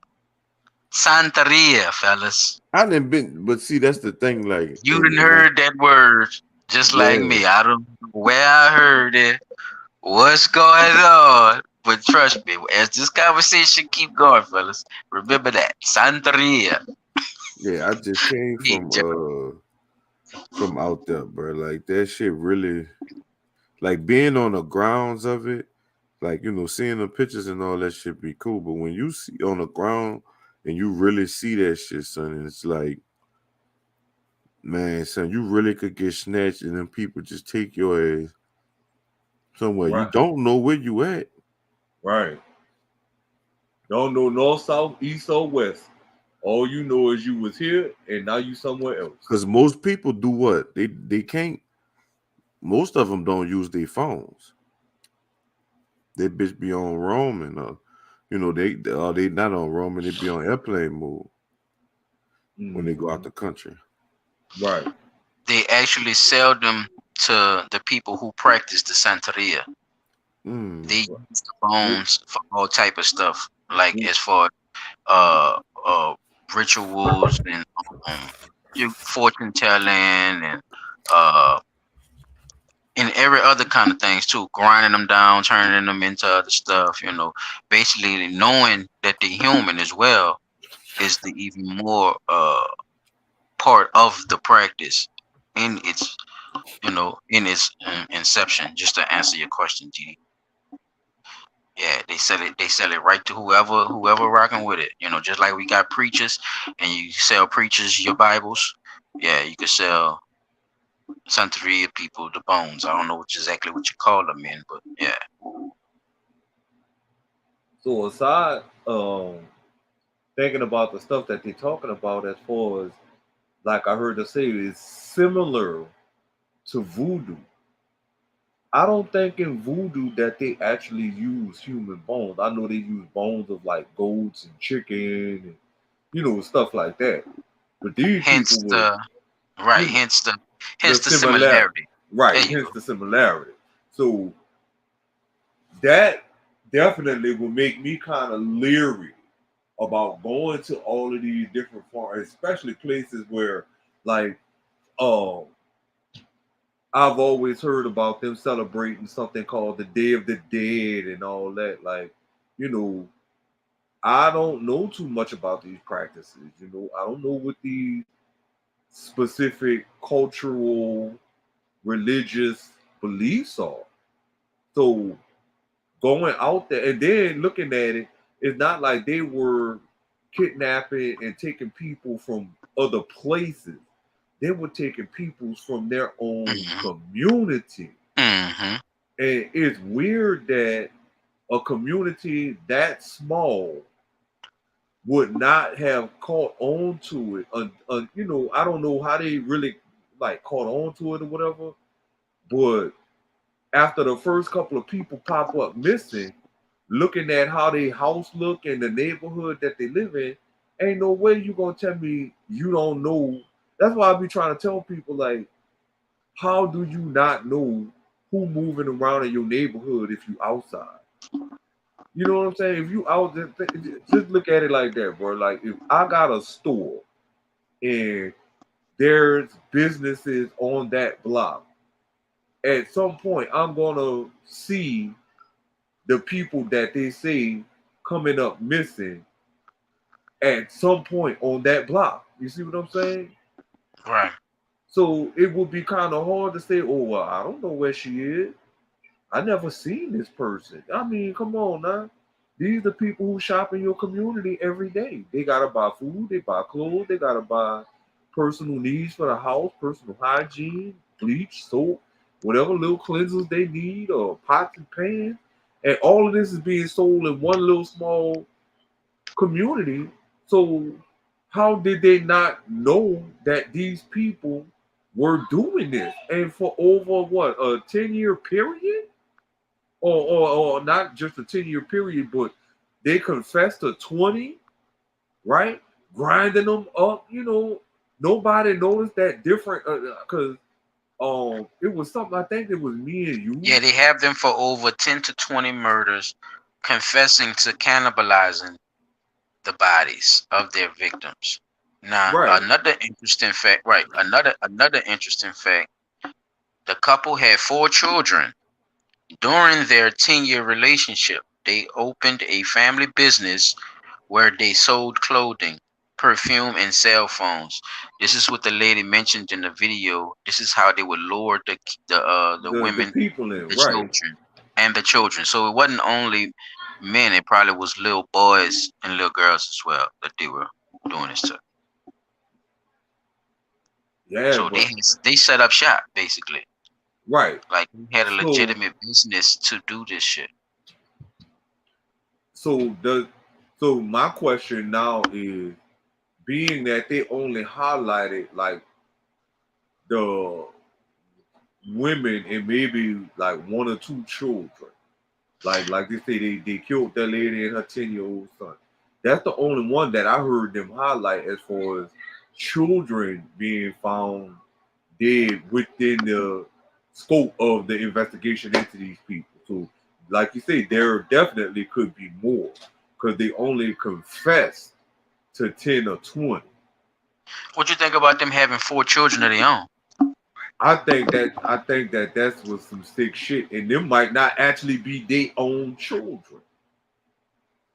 I mean, they got it on here, so the No, people just listening, I that mean they could basically say that, hey, these is that's my their kids, kids. right? But I'm I don't saying, think they're going by them. I'm saying that they got them attached to them by her having those kids. I'm saying that they have evidence that that's their kids. Is what I'm saying. oh, okay, because you know where I was about to go, but it was like, who's to say that they're them actual kids? Now, remember, he up in there raping people. So Yeah, his first victim was 22. No, right, 20, 25. To 22, the woman 22, yeah, the lured young into girl. Look, he lured her in there with a job promise, right? In their house. It led to the bathroom where he raped her. He cut her head off, dismembered her. So yeah, That is he's sick, bro. You see what I'm saying? Right then and there, though. He did it right then and there, P. like And she sat there and watched. That's what they telling. that. I mean, you gotta be in a special place in your mind.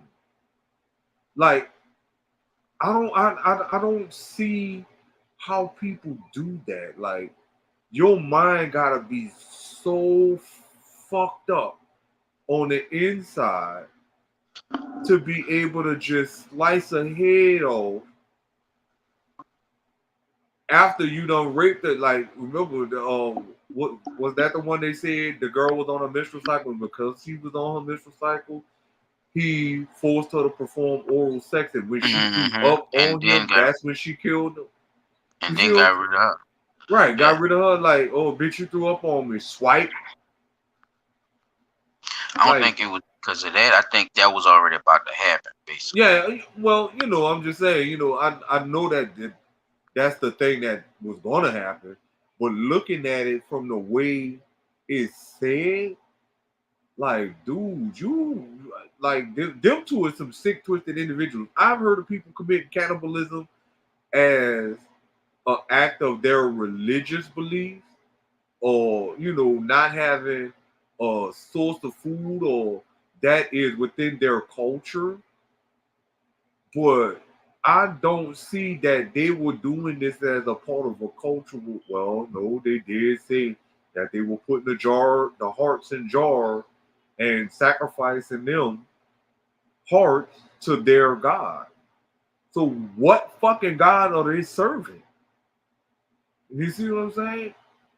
Because that way, if we knew what God they were serving, we would be able to look up the information on that particular God or whatever they say they serving. So if there is a statue or a painting or anything that would be a clue, we know to stay away from them type of people. That's a good point. We're gonna get into that later on in the show because I got another clip lined up that should answer that question for you. Okay.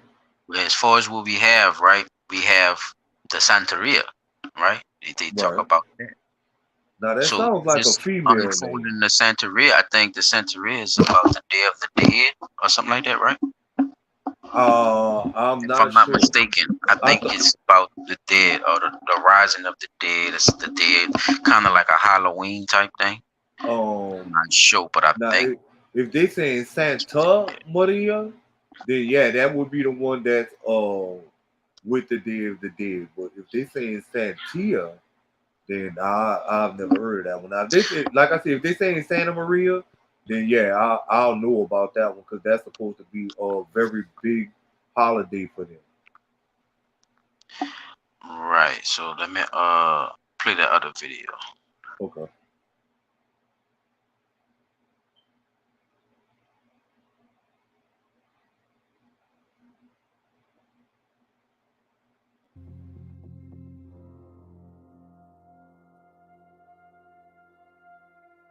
On October 4th, 2018, the couple was crossing the street with Patricia pushing a stroller. When the police caught up to them, they realized that there was no baby, but bags full of body parts.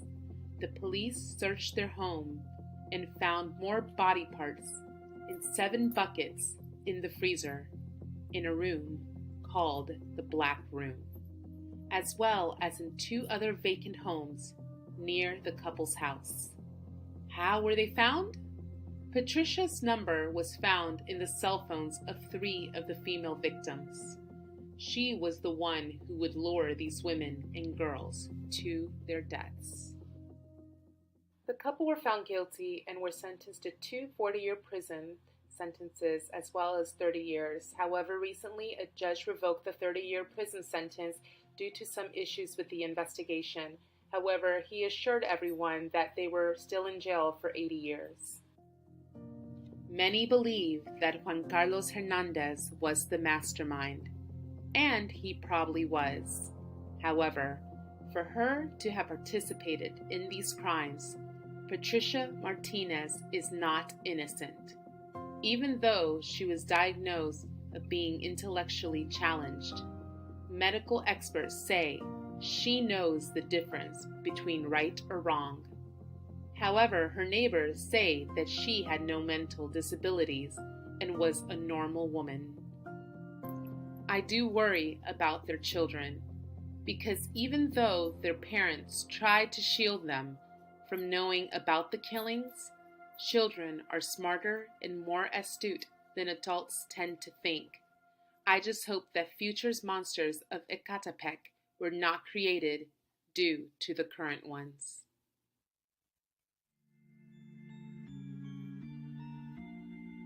If you haven't subscribed to the Wow. Now that it filled some of those sentence lines in for you. Yeah, it definitely did. What you say? So they saying, you know, there are those that are saying that, oh, well, she had a mental problem. See, look how quick they keep throwing that shit in when a motherfucker get caught doing some fucked up shit. But the victim's families like, nah, ain't nothing wrong with that motherfucker. She knew what she was doing, as well as the people in the community. They all seem to know that there was nothing wrong with these people, other than the fact that them motherfuckers was out there committing cannibalism and doing it. And I definitely can't say it for fun, because if you sacrifice in the heart to your God, then that's one thing. But looking at and knowing what I know now, yeah, she was with the shits from the beginning. She had no mental problem. And then to try to kill your kids because your kids knew about the stuff you was doing. You see what I'm saying? So if you trying to kill your kids because your kids knew about what you was doing, that shows how deeply fucked up you are. Because anybody else would have been, you know, from what we see in movies when serial killers have kids, don't they try to convince the kids to join in? You see what I'm saying? Oh, look at the noise in my background. So looking at that, bro, it's like that's a whole different spectrum of things right there, because that is just wild. Give me a second. Let me get them quiet down. I'm about to hit the mute button.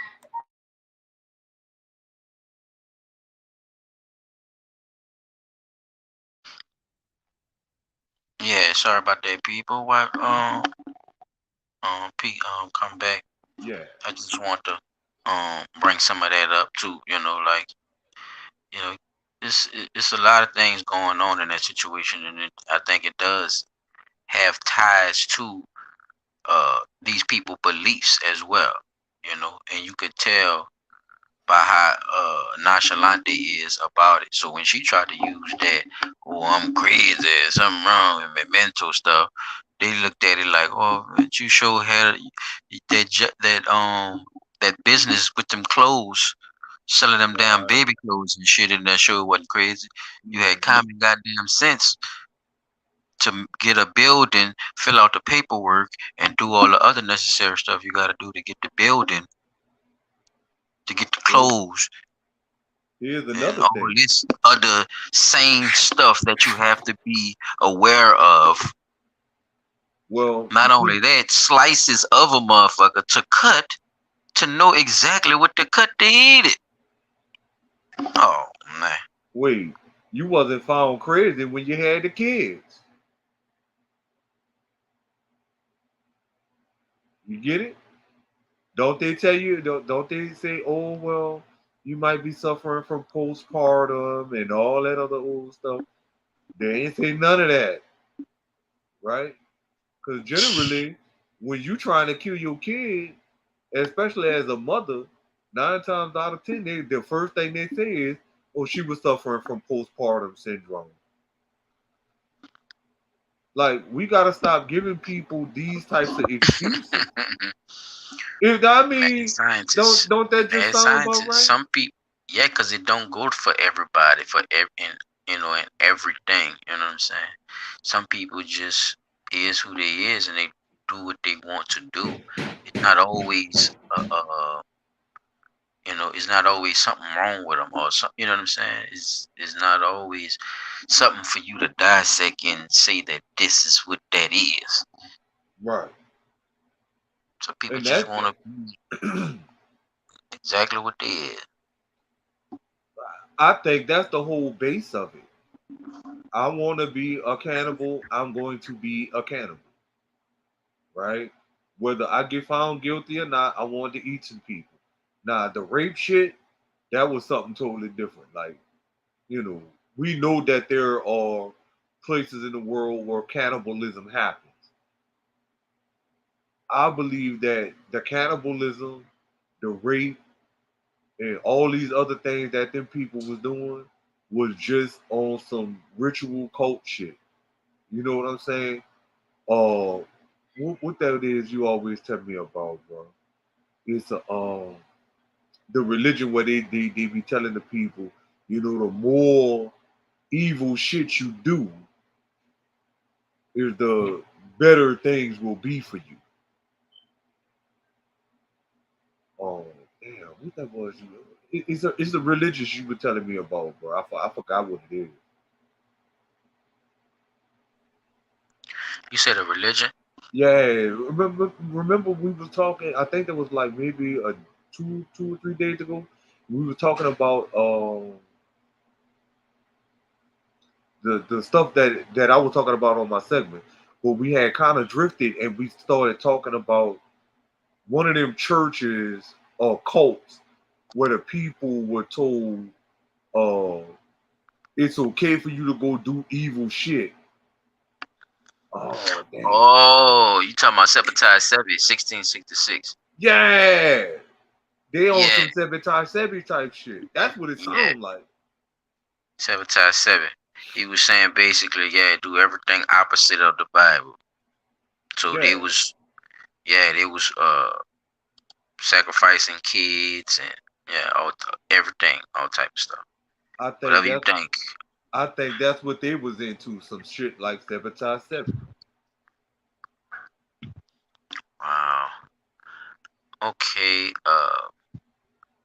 The cult of the dead. Images. Their religion. The Day of the Dead in Mexico, where they dress up like skeletons and stuff. Mm-hmm. They have that day out there. Dia de los Muertos.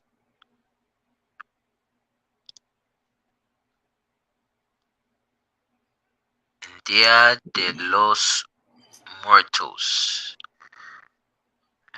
So I'm butchering that, but yeah, it says Cult of Dead as well. They have some of that up there too. So it does have its allure of what these people are doing. So hey, it could be. We know for a fact that they did it though, because they confessed to actually eating them and luring them to the store to actually, so, and they sold the baby, Right. the whole baby. Okay, so So Santa remember, these Maria did not is say the whole baby because they cannibals, so they didn't take like some sick shit. Okay, so Santa Maria is a place in California. It is also a ship. La Santa Maria. No, you looking at something else. Santa.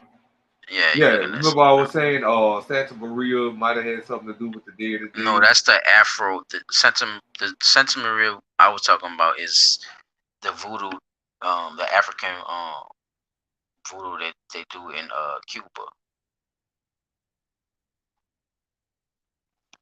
Santeria. You ever heard of that? You saying Santa Maria. Yeah, that's what I'm saying Santeria. Santeria. I'm asking. Santeria. Yes.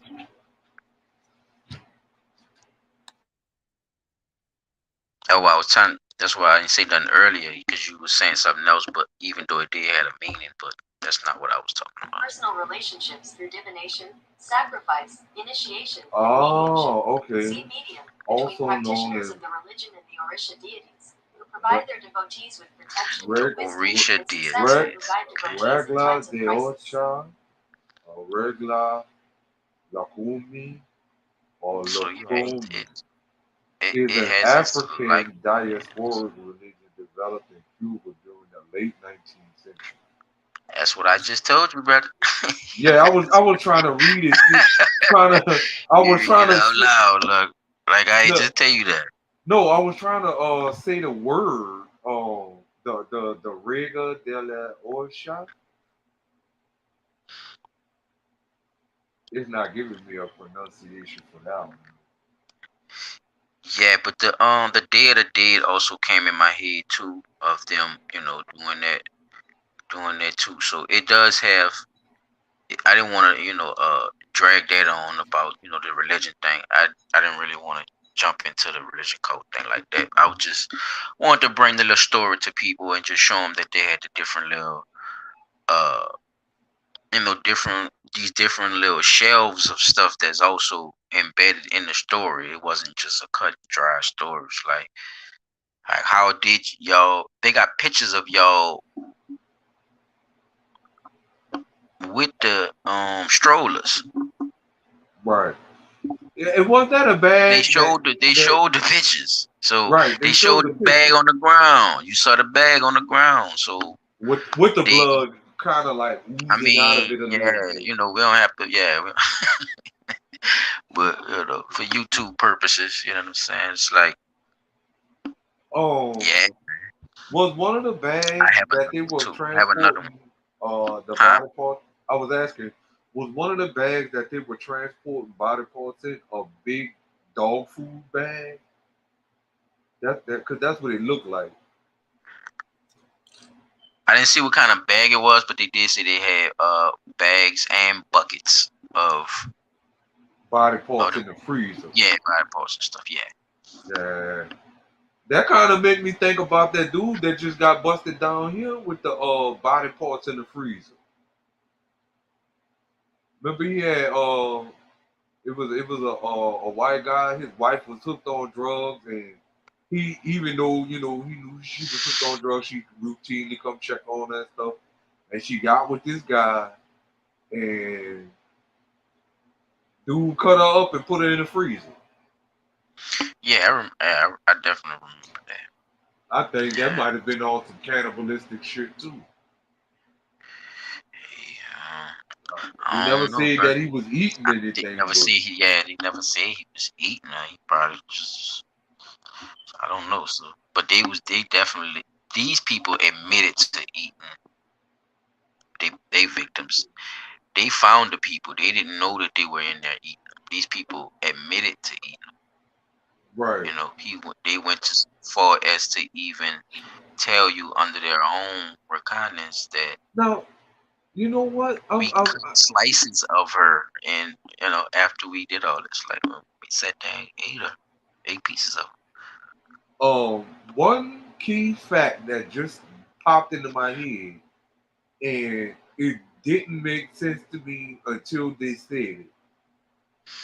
Remember, I was saying, ain't no telling how long they had been doing this for, and how the people got wind that they were doing it, and what, Okay, if the people, like the people that were killed, had their cell phones on them when they were killed, how did the police know to look at the cell phones of the people? Because they found the numbers in the cell phone, not cell phone records, they found the actual cell phone and was able to use the call log information, basically, like the way they're saying it. They use the call you're log answering your own information. question though. So no. Where did they get the cell phones from to look through the call logs if the people had done all, you see what I'm saying? Yeah, she said it in the story. Shout out to that podcast too. That was a great job they did with that. She said it in there. She said they got your girl's cell phone, and her number was in the victim's. Oh, okay. On the victim. The The victim's phones that number they was retrieved. Okay. Yeah, See, the that's phones what that I they was trying to figure retrieved. out. They matched them. They matched her number to the victims, and then when they got her, everything went like a domino effect. See, that's what I was trying to figure out because I thought they were saying they had the victim's cell phone, and that's how they were able to locate the number of the people who were killing them. You see what I'm saying? Not that they were using the number from the people who was actually doing the killing to find the victim. I had it backwards, so to speak. however you want to say it, but but I be, as just doing investigation, it don't take too long. The phone's right on you. You gotta connect with people some type of way nowadays, and it's not, it's not 1919. You know what I'm saying? It's cell phone era. This is the quickest and the fastest way to attach to anybody. Right. So way to quicker keep now. contact, to keep contact with somebody too as well, right? Or to have interest in somebody, you have to put the number in your phone. So think about it like that. Yep. The old ways is dead. Well, I mean, obviously, some of this stuff still lasting because they went back to history when you saw the old painting of this being an actual old ritual that these old tribes used to do, and in these Mexican area, yeah, these were kind of these certain Mongoloid Mexican tribes. They were eating people. Right. And black people, so-called black people, melanated people, melanated tribes. They would war with them and eat their flesh for strength. Right. This is what you was talking about in the beginning. Right. Eating the heart of the fallen warrior. There you go. Now think about the Aztec and how the Mayans. Oh, I forgot which one it is. I think it's Aztec. They go up and take the heart and kick the body down the thing. Cut the head off or whatever. Right.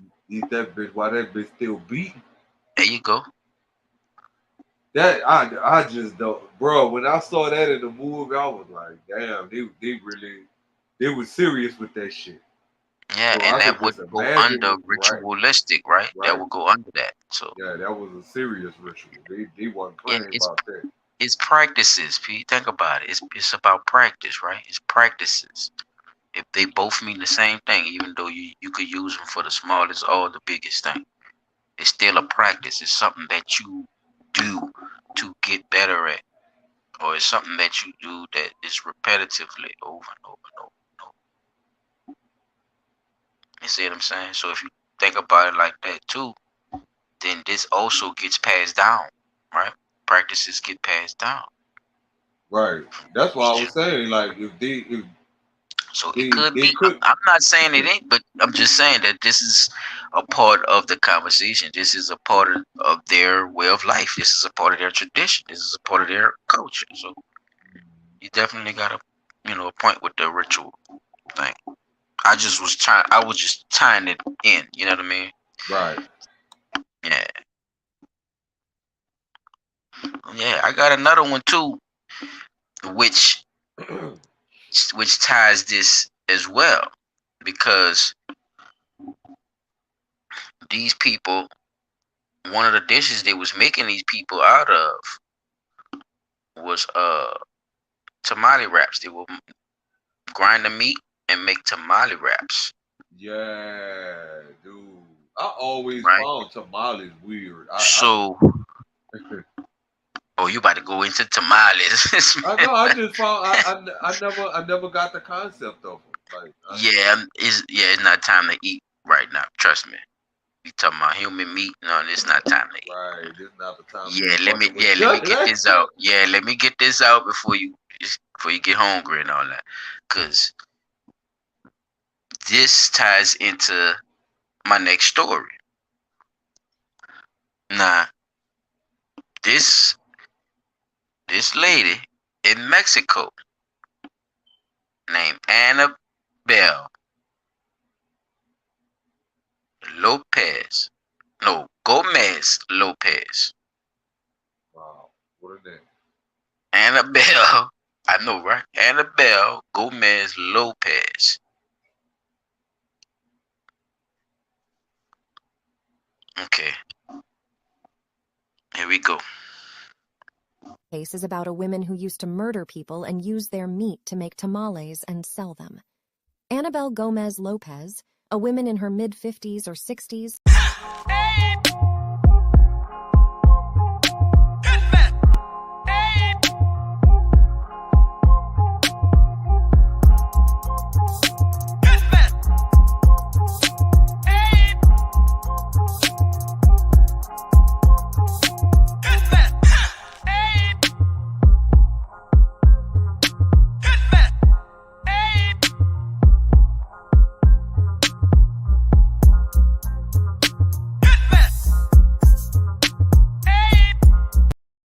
case is about a woman who used to murder people and use their meat to make tamales and sell them.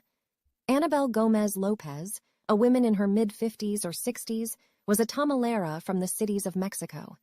She would sell at the corners of the subway. She would stand outside the metro station every single day and sell tamalas. She was one of the most popular tamala lady in the area. She would sell a lot of tamalas and make a lot of money. The people said that the tamales were very good and delicious and would return back again the next day to buy them. She had no criminal activity. This criminal act was her first time doing criminal things. That is why not a lot of people would expect it. The first time she used human meat was because she ended up spending all her savings, which was supposed to be used for the expenses of making tamales.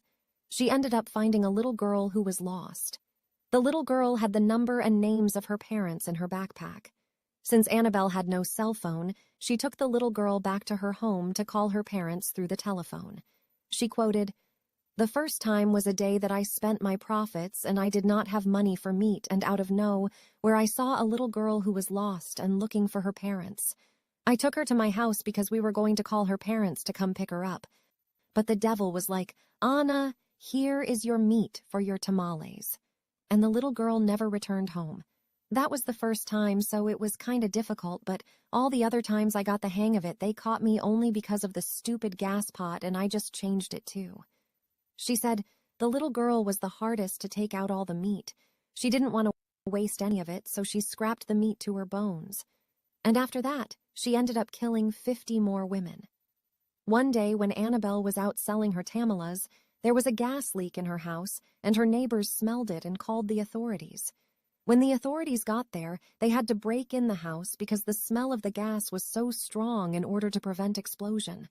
When the authorities entered the house, this is what they saw. A little girl with the head and just her bones with her meat scrapped off. The authorities were horrified and went on to look for Annabelle. The neighbors told them that she sells tamalas at the metro station. They went to the metro station and arrested Annabelle on March 7th, 2017. She wasn't regretful of her actions, but was upset that she was caught. She said in an interview that she was mad at the fact that she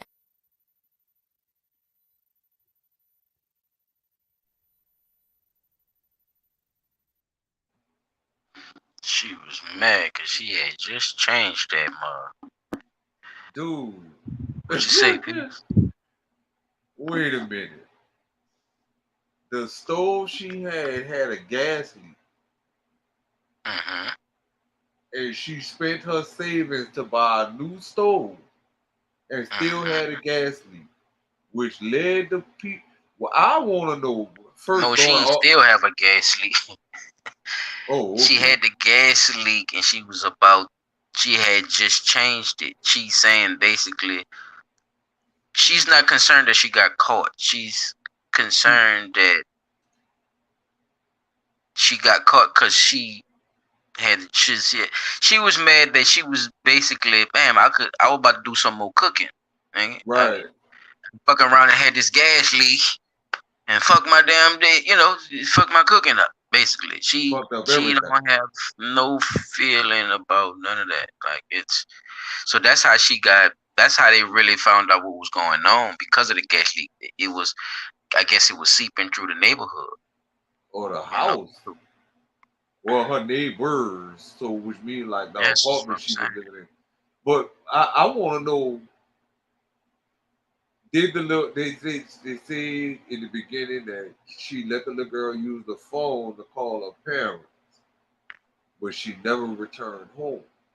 Why nobody never questioned that? Like, if my child called me, so she probably just like, oh well, she left after she used my phone. Yeah, so that's we're looking for her. Yeah, they right. Put And then by her having a landline, so it ain't like she had a cell phone that you could just readily, easily track. Look, baby, the girl said she needed to use the phone. I let her use my phone. After she used my phone, she left. And the bones and the remains that was left besides the bones, was that the first person or was that the somebody else that she had done went and killed? Because remember, that was her first victim, was the little girl. First. Right. And that's so, but then they say she went on to she did this a lot. Or was that women and children or just women? And how do people fall like that I guess the homeless old lady that sell tamales? What you think about the devil granting her the meat for her business? Right. Yeah. Like, but when she said that, like, the devil said, well, Anna, here's your meat. I thought about it like, okay, this bitch on some shit now, because now you saying the devil telling you to use this little girl for some fucking meat, all because you used your savings, you know what I'm saying? And you ain't got nothing to buy the supplies to be able to cook more tamales or whatever. But you could have borrowed that little bit of money. You see what I'm saying? Everybody, who know you buy tamales from you or whatever like that, and then they say your tamales is tasty and all these other old good things. You could have just went out there with a sign and said, hey, y'all, I'm falling on hard times. I used what little bit of money I had left to fix my stove. And wait, you confused then. So you thinking that it was only this one incident where she just wound up cooking the girl? No. Listen, I'm saying at that part in the beginning, when she, she used up all her money, instead of cutting up the little girl and using the little girl for me, you could have just went out and asked for donations to buy the supplies you need to make more tamales instead of giving in to the devil.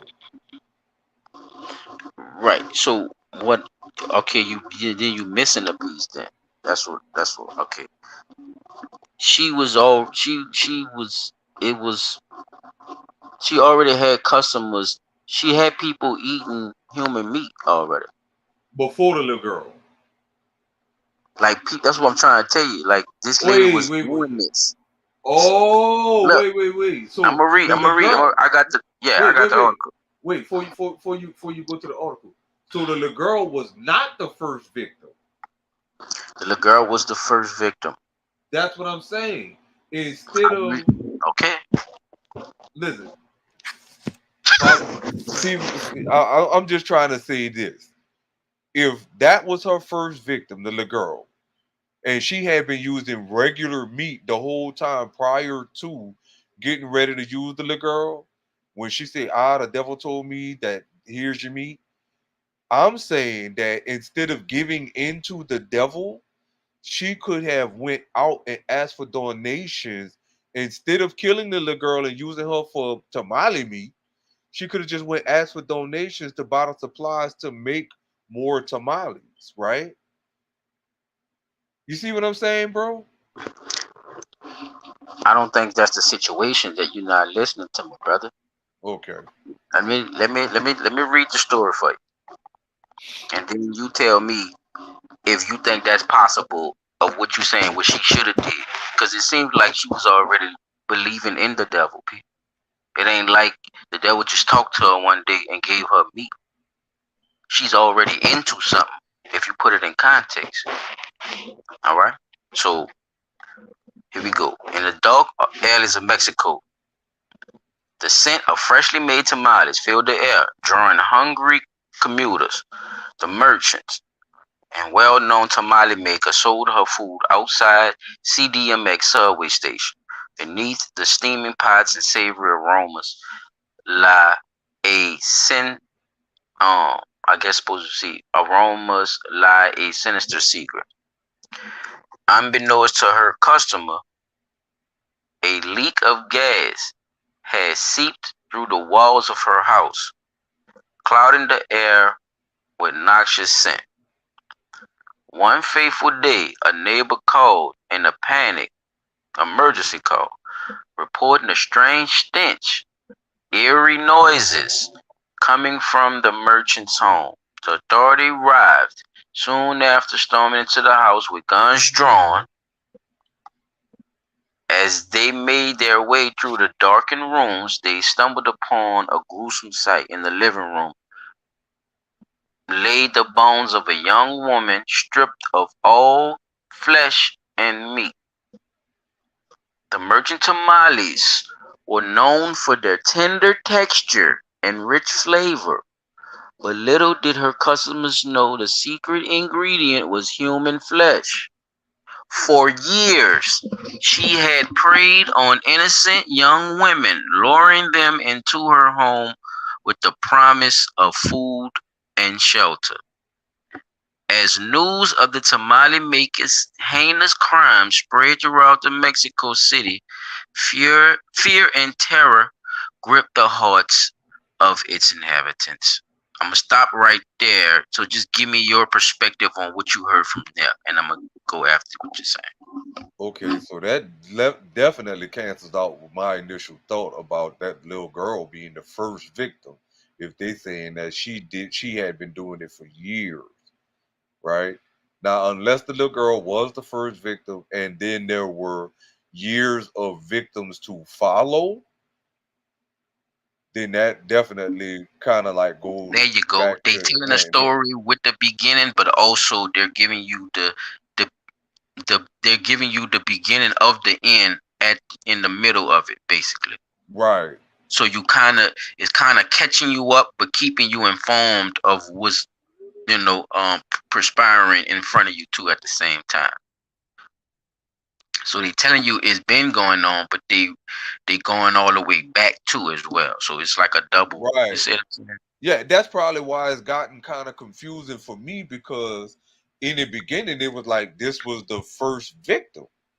And that's why I was saying, like, okay, if that was her first victim and she said the devil came to her and told her, here's your meat, my mindset would have been saying, versus using this little girl for some meat, I could probably just go ask for a couple of bucks, fell on hard time. You see what I'm saying? Ask for donations. Yeah, because you keep saying first, but yes, that's all. But you just had a misunderstanding with that part. Right. That's what I'm saying. When they went in the house, they went in there and they saw the little girl with the. You see what I'm saying? They saw. That's what they saw. They saw the torso of the girl that they were looking for. P. Right. It wasn't that she was the first victim. She was the girl who was the victim in the home that they first saw when they went in the home. Right. Okay. They had all her bones was off her body, and she had her meat and her head on the side of her bones, though. Like that was scraps that could have been used for something else later. No, she was breaking it down like a chicken or something. Right. Breaking it down. Yeah, just breaking it down. Like, damn, bro, that's crazy. Yeah, now you feel me? Come on, man. I'm almost finished. I'm almost done. That's a I gotta get you to grasp it. About Hannibal fucking Lecter, dog. This nigga was eating people's brains while they was still Trying to tell you. Shh, they got her. All right, they got her in an interrogation room, and Gomez admitted to killing over 50 women. So there's your answer. Right. Over 50 women, luring them into her home with the promise of food and shelter, only to brutally murder them and use their flesh for her tamales. She had no remorse in her own words, she said. They caught me because my damn gas hose. I had barely changed it then. She revealed that the first murder occurred on a day when she had spent all her money. See, this is where the story you talking about come in. Right. But they're not telling you. You see what I'm saying, Pete? They're giving you what happened, but that was the story in the beginning. She telling you how it started, but she been already doing the shit already. Yeah, bro. You follow me now? You see what I'm saying? That's why that shit. You still confused? No, I'm saying that shit make I'm about to say what won't fuck with no Mexican food, period. I know, yeah, cause bruh, them people been coming up there saying that shit good, bruh. That's what I'm trying to, bruh. The people been raving and ranting how tender her tamales is. Tender and tasty. You've been eating some tender and you've been eating people, right? Yeah. Well, I guess women better stop. I guess women better stop using that phrase, "Bitch, eat me." No, bitch. And the devil, and the devil removed. So is this a part of ritual too? Because she named her. She named her God, Humpy. Because you asked about that earlier, right? Right. You know, if we had a name or somebody, and I told you what, I'm glad because I got a clip for you. Now this is what I'm talking about. The lady named the devil. So now what you say about this? So we done went from being some occultists to now we finding Satan worshipers. Ooh. Gomez's defense attorney tried to argue that she was mentally ill. Gomez claimed to have heard.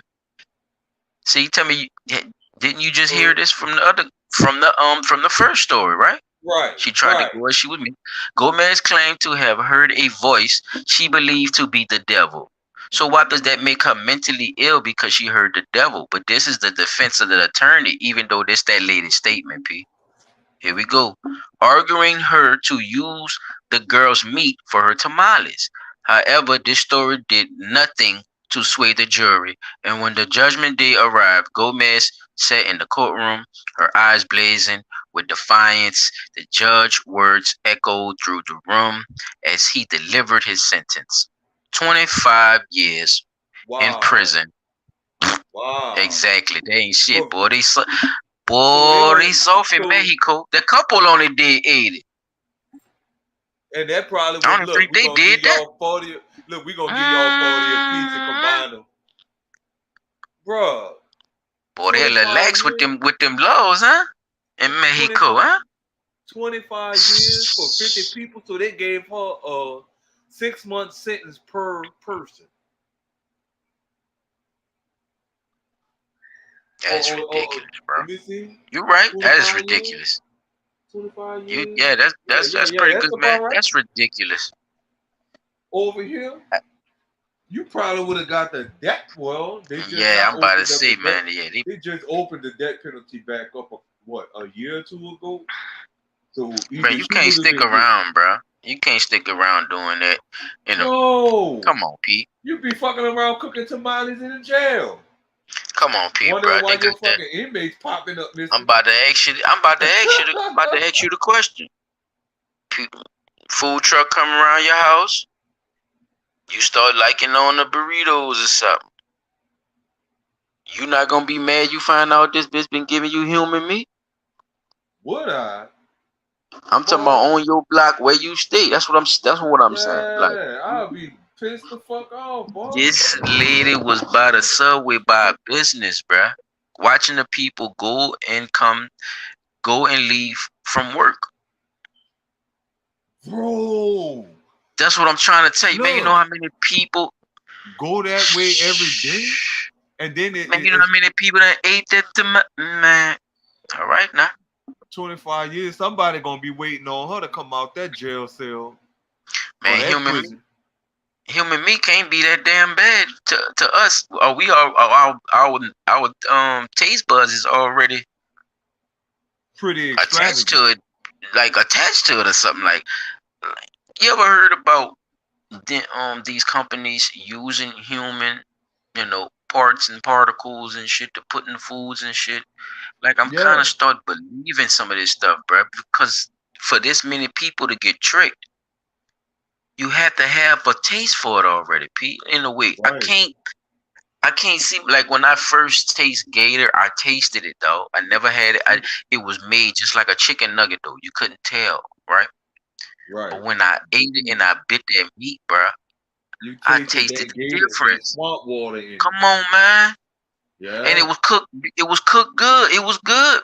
But I tasted the difference. Oh, I know. It was not. Yeah, it does not taste like chicken. No, it looks like it. You can make it look like it, but it don't taste like no damn chicken. Bro, just like raccoon and something. People eat turtle and shit. I done seen somebody break down a turtle, pull his ass clean out the shell and that.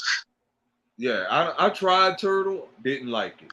I never had it, but I seen it. Yeah, I seen it get manhandled. I've tried gator bites, didn't like that shit. Frog legs, I didn't like that. The only wild game meat that I really ate, and quite honestly, I really couldn't tell the difference. And I'm gonna be honest with you, I ate rabbit. That's the only meat I ate that I couldn't tell if it was chicken or not. And it was only rabbit. Duck is a real greasy meat.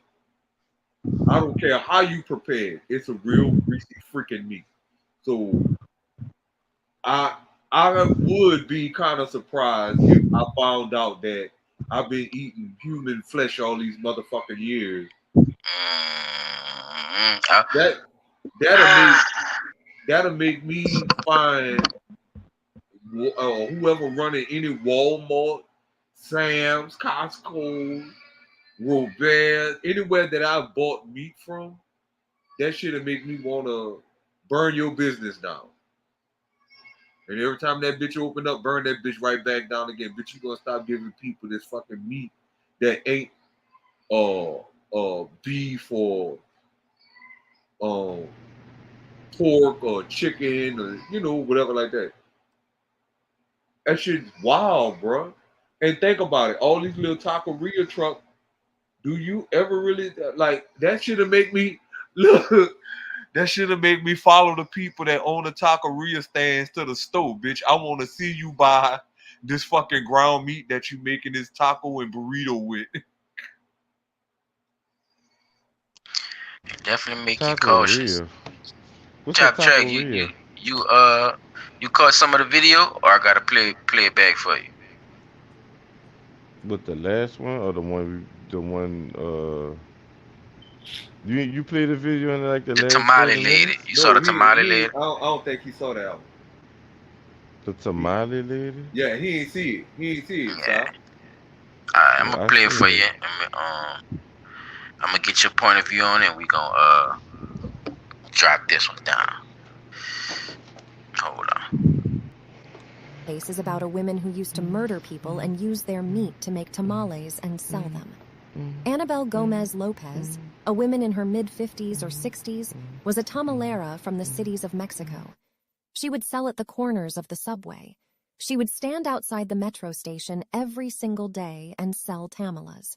She was one of the most popular tamala lady in the area. She would sell a lot of tamalas and make a lot of money. The people said that the tamales were very good and delicious and would return back again the next day to buy them. She had no criminal activity. This criminal act was her first time doing criminal things. That is why not a lot of people would expect it. The first time she used human meat was because she ended up spending all her savings, which was supposed to be used for the expenses of making tamales. She ended up finding a little girl who was lost. The little girl had the number and names of her parents in her backpack. Since Annabelle had no cell phone, she took the little girl back to her home to call her parents through the telephone.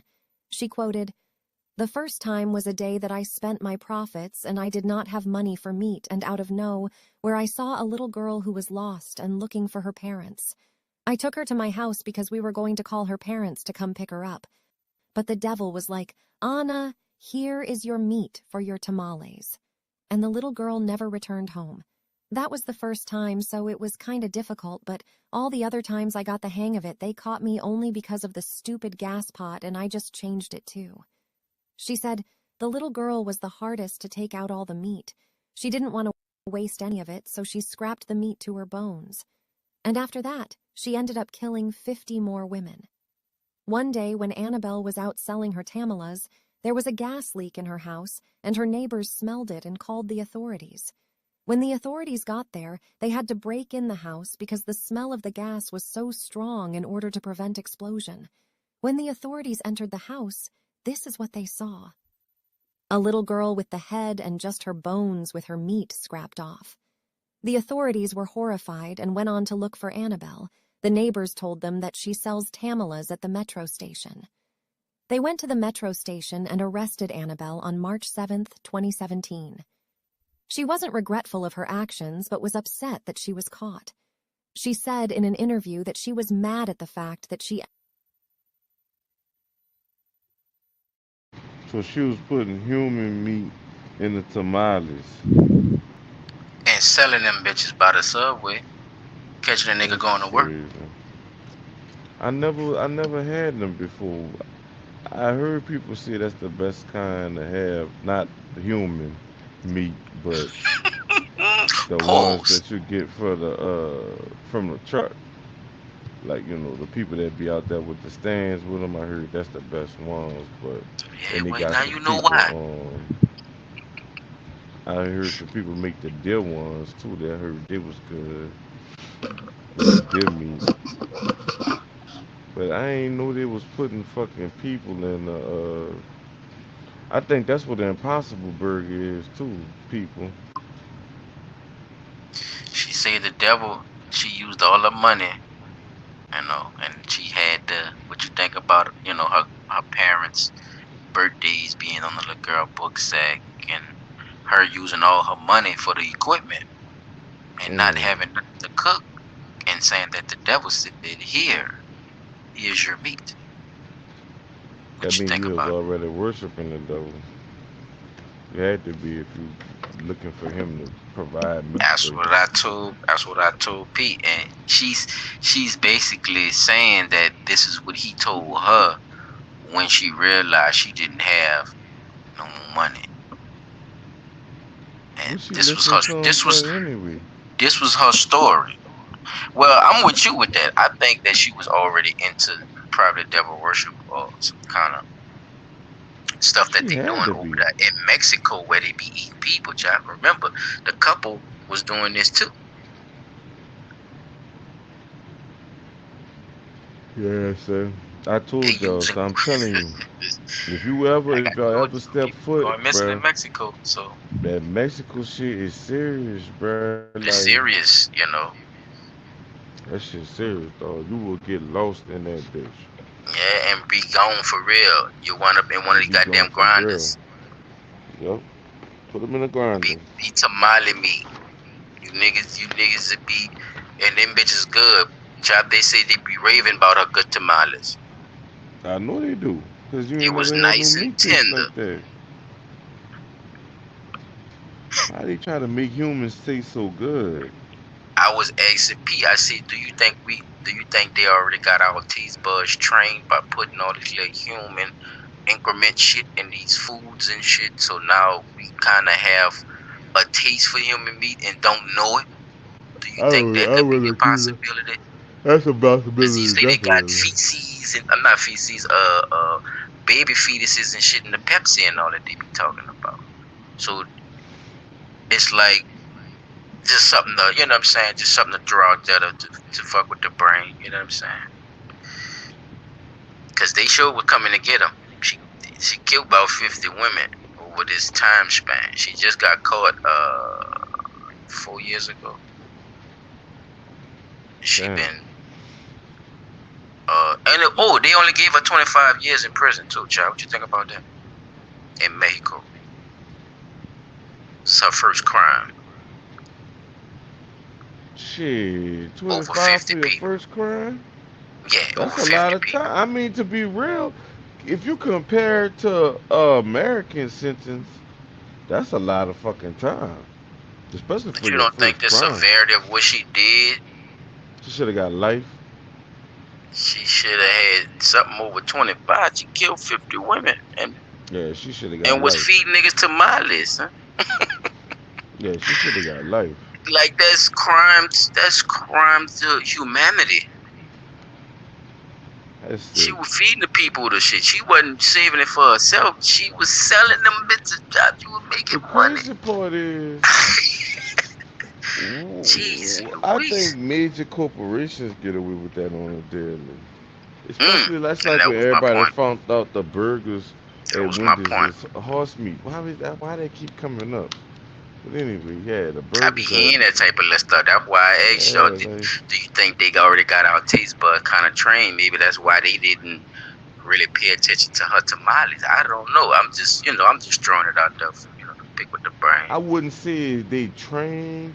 I would say that people are just used to, cause even meat, period, like really you're supposed to be eating meat like that. Right. Just being real about the whole meat thing. You're not even really supposed to be fucking with that. But they feed us all kind of fucking meat, and we don't be knowing if it's meat or not. To be real, it's like P. Dot said with the hunting thing. You don't see them, you don't know. You don't see them killing them. You don't know what the fuck going on. You could be eating fucking mushu. So when they doing this here, I think she go to round church, man. She go to the other nigga church, man. I think she go to this nigga church right here, bro. Jesus. Well, I don't want to talk about Jesus this evening. Because as the big man teaches us, it's two sides to every story. Not one, but two. A story is not one-sided. A story has a duality. There's two sides to every story. Which brings to mind the phrase, necessary evil. Now, I know many of you may hear the phrase necessary evil and you say to yourself, that don't even make no sense to me. Can't be no such thing as necessary. How's evil necessary? That don't match. That's plaids and stripes, evil and necessary. You see, because without bad, there is no good. Without light, there is no dark. You need both these things. You know what I'm saying? If every day is a sunny day, well, then what's a sunny day? Well, the bottom line, brothers and sisters, what I'm trying to tell you tonight is that evil is necessary. Evil is necessary. Thereby, if it's necessary, evil must be good. Evil is good. That's what I say. Evil must be good. Let me hear y'all say it. Evil is good. That's right. Evil is good. Take Brother Brown, for instance. One of our strongest deacons. Pillar of stability. Brother Brown was down on Bushwick Avenue last night with a $2 hoe. Oh, Cookie said, I didn't know she was no hoe. Freaking dog, you told me you was at your mama. Now that's evil. When you tell your wife, I'm gonna go see mama, then you go down on Bushwick Avenue and get you a $2 hoe. That's evil. But Brother Brown had a good time with that $2 hoe. You can push a $2 hoe to the line, she don't have no limits. Evil and good, they walk hand in hand.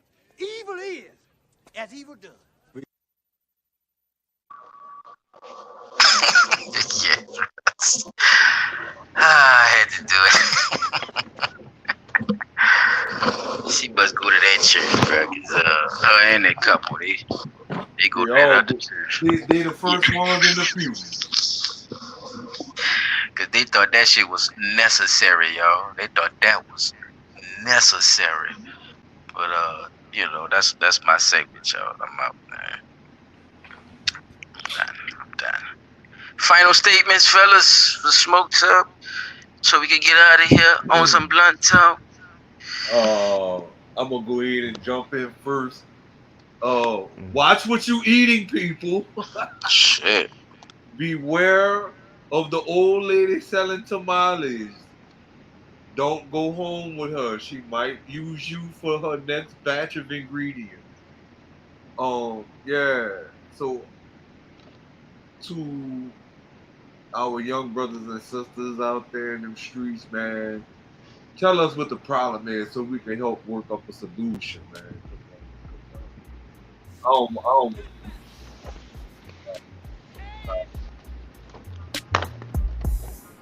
And to the ladies out there, beware of calling your people or a man that you dealt with a deadbeat dad, because we done found out where that term come from, and what sister was doing wasn't good. So beware what you call somebody. That's my final. I think that today was a unique episode, especially with Minds and Silence topic, because it shows you that they got some real sick motherfuckers out here, bro, that be doing some sick ass shit. Like, they probably all know each other. That's the crazy part. They should. Yeah, it's all in the same jail together. They go to that church, dog. They go to that church. They probably definitely all know each other. With the 80s baby thing, I think that's right or whatever. But like I say, I still think we gotta find a way to connect to those kids and see what it is we have to do to get their attention. You know what I'm saying? Like, it's not, like I said, it's not all of them or whatever, but the ones you trying to save, we gotta figure out a way to save the ones that really want to be saved. You know, some of them, you know, that's part of their life. You know what I'm saying? If somebody kill your daddy or your brother or your sister, you know what I'm saying? Most people, you know, first reaction is going to be to retaliate or whatever, especially if they get killed. So I think we gotta take that into factor too, because you know a lot of people say, you know, back in the G, you know, we fight woo to woo, but that was just the thing. It was just fighting for us. You know, nowadays it's not just fighting. That shit'll last. I mean, it turn to somebody getting killed fast. You know what I'm saying? Think about it, when we was kids, they used to just let us fight and all that shit like that. They'd be like, oh, stop that or whatever, woo to woo, all that kind of shit. So nonsense didn't stop them from fighting. This is the the fucking repercussion of that. You know what I'm saying?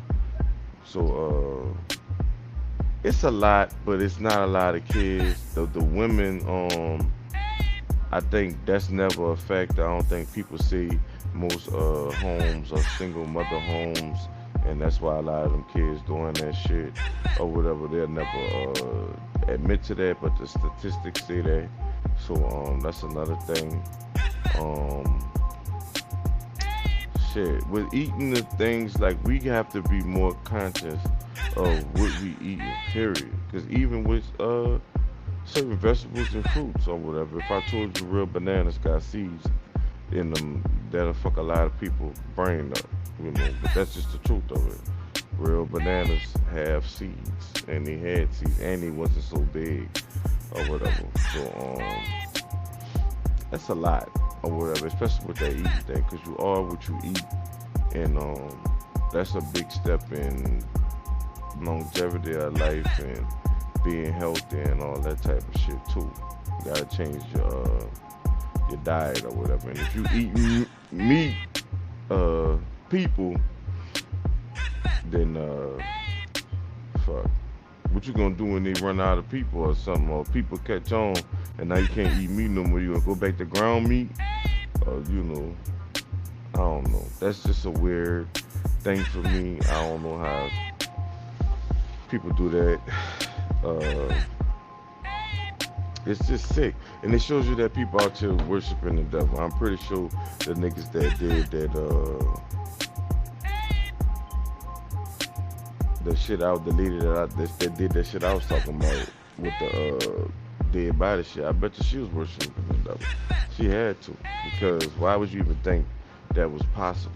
Like, you damn near reincarnating people with dead bodies, like letting people keeping people legacies moving on. Which I think, like I said, if it really worked like y'all said it did, I'm pretty sure that's some shit that they've been doing for fucking decades and probably still doing to this day. But that's all I got. Fuck shit. Yeah, man, that's what's up. That's what's up, man. Shit. Great night, fellas. You know what I'm saying? We in the building once again, man. For the people who came through, I appreciate y'all support always. Updated. Keep everything silent and keep everything paused and collected. And come on back and enjoy one of these shows again. You never know. You know what I'm saying? We had story time tonight. We had all kind of stuff going on. We went from crime to goddamn deadbeat dads. Literally. Dead for sure. So, you know what I'm saying? Tune on and stay focused, man. Keep your mind true. And we out this month.